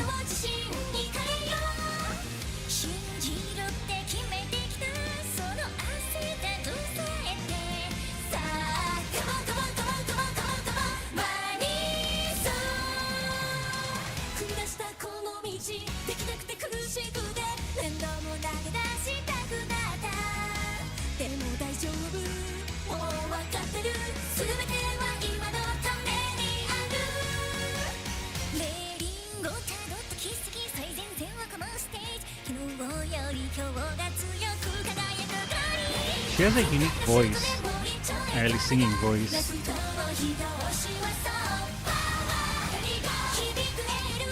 It's a little nasally, but it's not bad.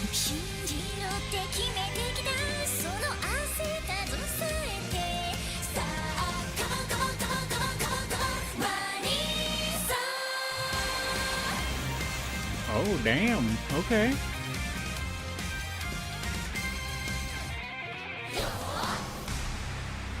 Okay, I like it. I like it. And their poses are cool too.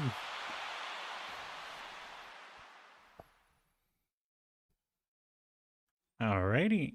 That is a like if I've ever seen one. Alright, so we have two versions of Trace and Ando.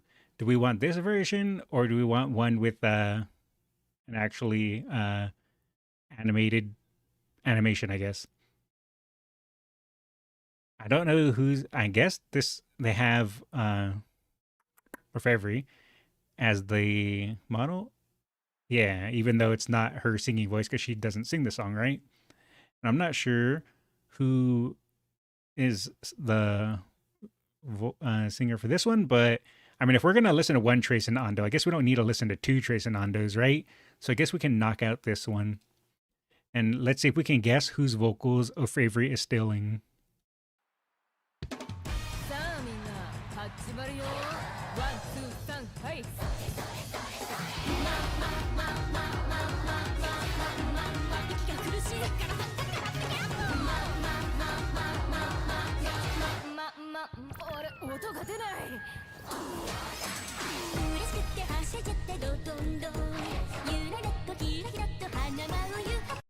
Symbolic Chris S. I don't know Symbolic Chris S's voice enough, but I mean, if you guys are saying it's Chris S, I believe it.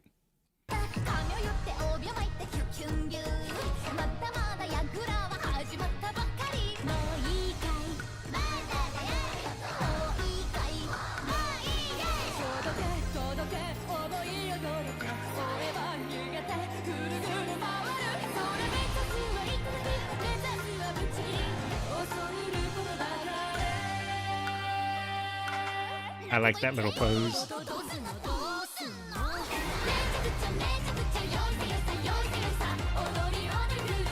So love Gold Chip on the drums up there.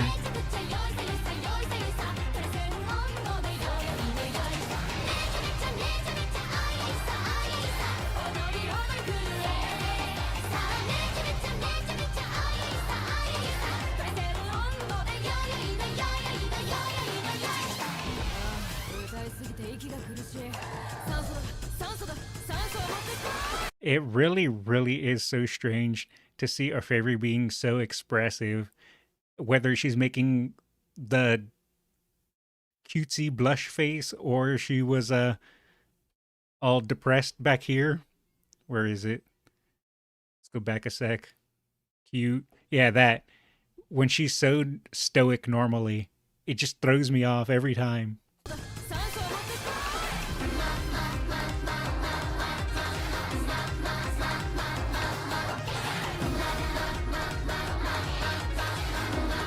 That silver gunner and Ando's different. Oh, okay. I'll pull it back up then.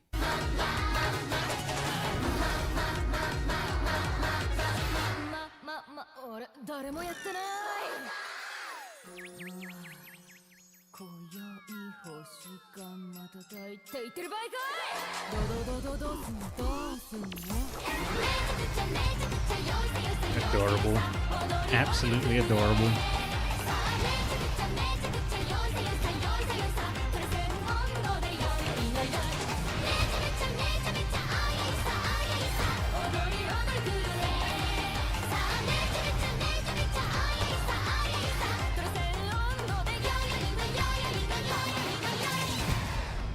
Nice.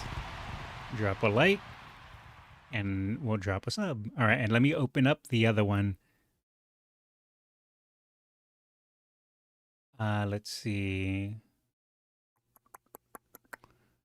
Reopen close tab.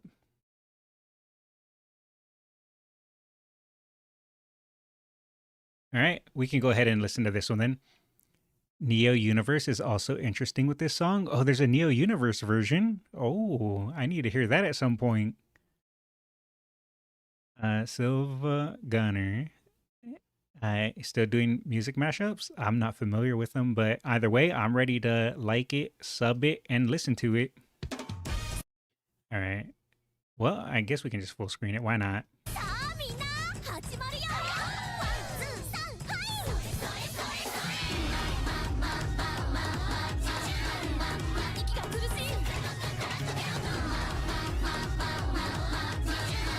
I guess I can read this. I'm sorry for losing my temper. Chat, today's training is going to get intensive. We're going to hit the yoinky sploinky 100,004 times and then open this loot. I don't know what any of this means. Actually, there's something I wanted to talk about with you right now. Oh, well then, what is it, little horsey? Germa, I'm taller than you, but swagger? I have no idea. I finally made up my mind and decided that I want to race in the Japan Water Spout Cup. Amazing to know. You know what? I'm just going to let it be because I don't understand what they're talking about. So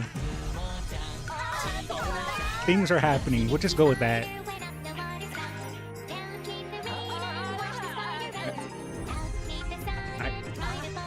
I don't even know what's going on anymore.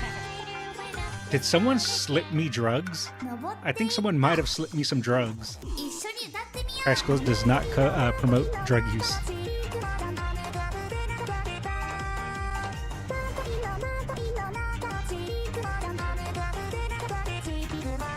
Gold chip!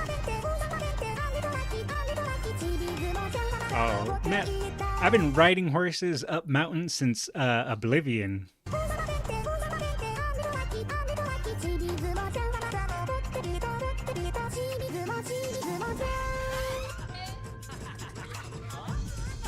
I feel like this is some form of meme that I'm not understanding. But you know what? It's fine.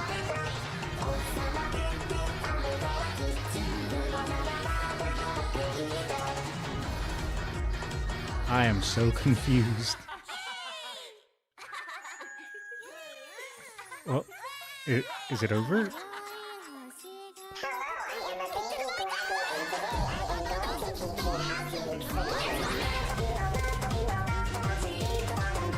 Well, bye, Gold Chip. Oh, wait, meat grind.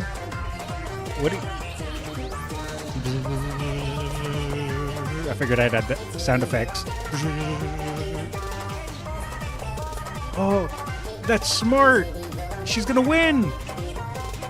Gold Chip wins. Well, that was a fever dream. Oh, I already liked it. I was about to say, let's drop a like, but I must have liked it before we hit play. That was definitely a fever dream.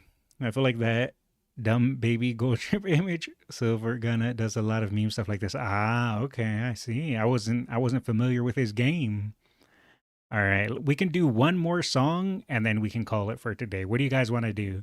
We have Ready, Steady, Derby. We have Dream Journey Blaze, but the vocals are Narita Bryan. We have Jungle Pocket, Miss Victoria.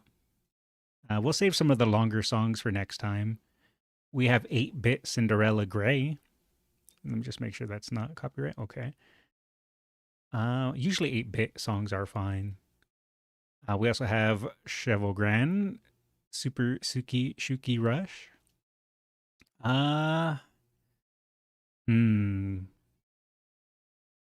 Let's do Jungle Pocket or Dansu Flame. All right. Jungle Pocket or Dansu Flame.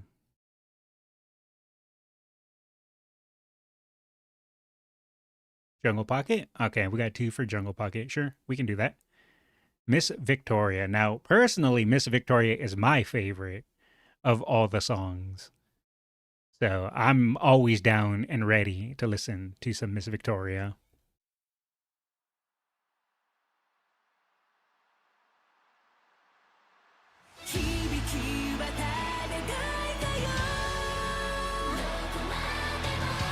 I really need to get 3-star Agnes Tachyon for that lab coat.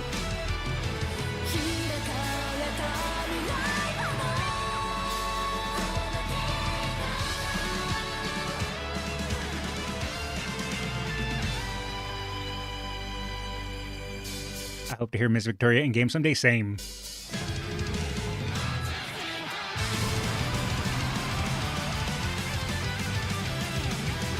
When Miss Victoria comes to Global is when I will try hard my hardest in the Champions meeting. Because I believe you have to win a Champions meeting to get it.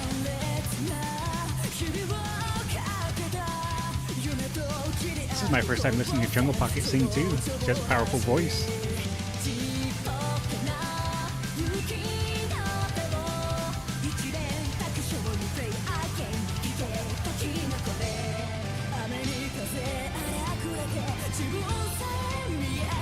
It's a little deeper than I was expecting.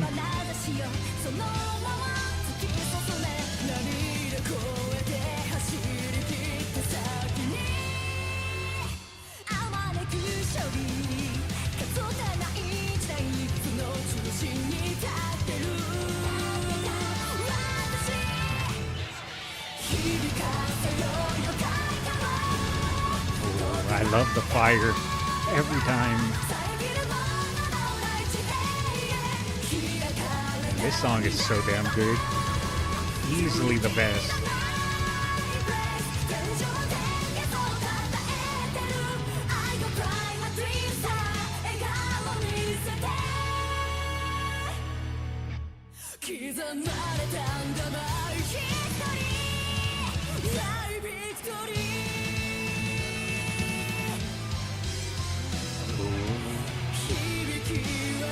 My favorite part.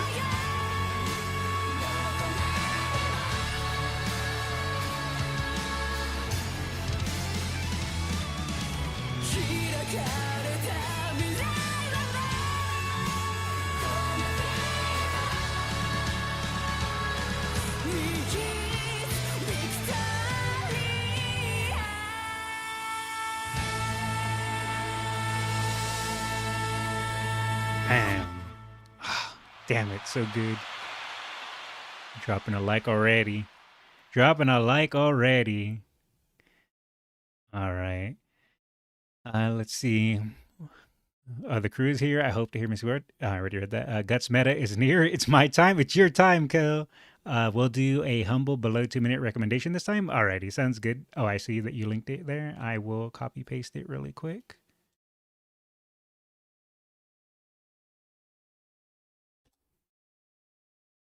I'm gonna assume it's this first one.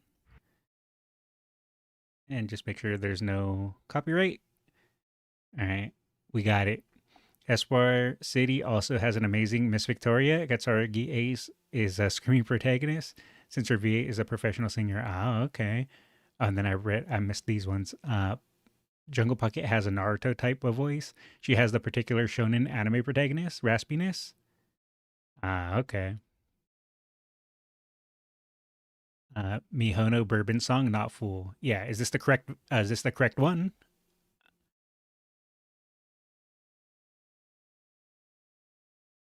All right. Well, if you guys want, you can link me the Espar City one. The Espar City, Miss Victoria, for next time. But since you recommended this one in the live chat, I usually like to give live chat a little bit of priority, and we can do this one really quick. And after this one, I'll have to probably call stream for today. But we can do this one really quick before we end stream. All right, let's do it.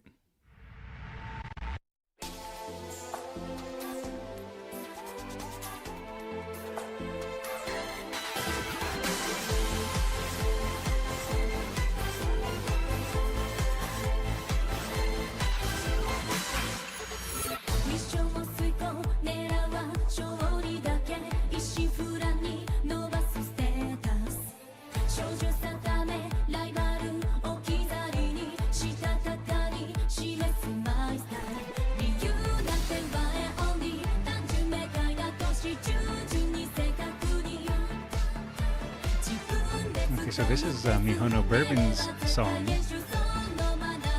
I just realized this is my first time hearing it. And my first time hearing Mihono Bourbon sing. I'm liking it though.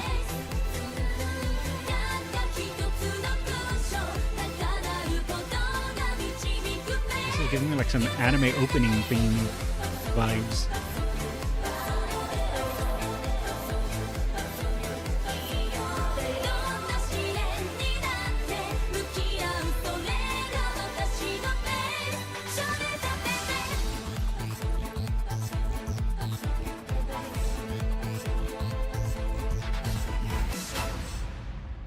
Damn. All right. I respect it.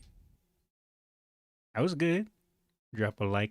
Oh, we're already subbed. So we drop a like for that 2000 anime opening vibe. Yeah, great. That's exactly what I was about to say. It's giving me some early anime opening vibes.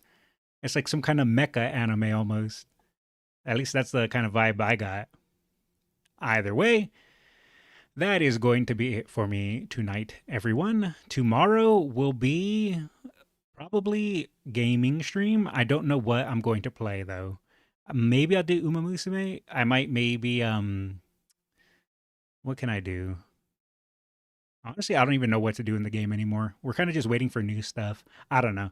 But tomorrow we'll be playing a game. I don't know if it's going to be Umamusume or not. I'll figure it out. But yeah, tomorrow will be a gaming stream. Either way, thank you all for hanging out. I appreciate it. If you guys are watching on YouTube, and if you haven't already, please drop a like and subscribe. And if you're watching on Twitch, and if you haven't already, please drop a follow. I'd appreciate it very much. You guys have a good night. Take it easy, and I'll catch you later. See ya.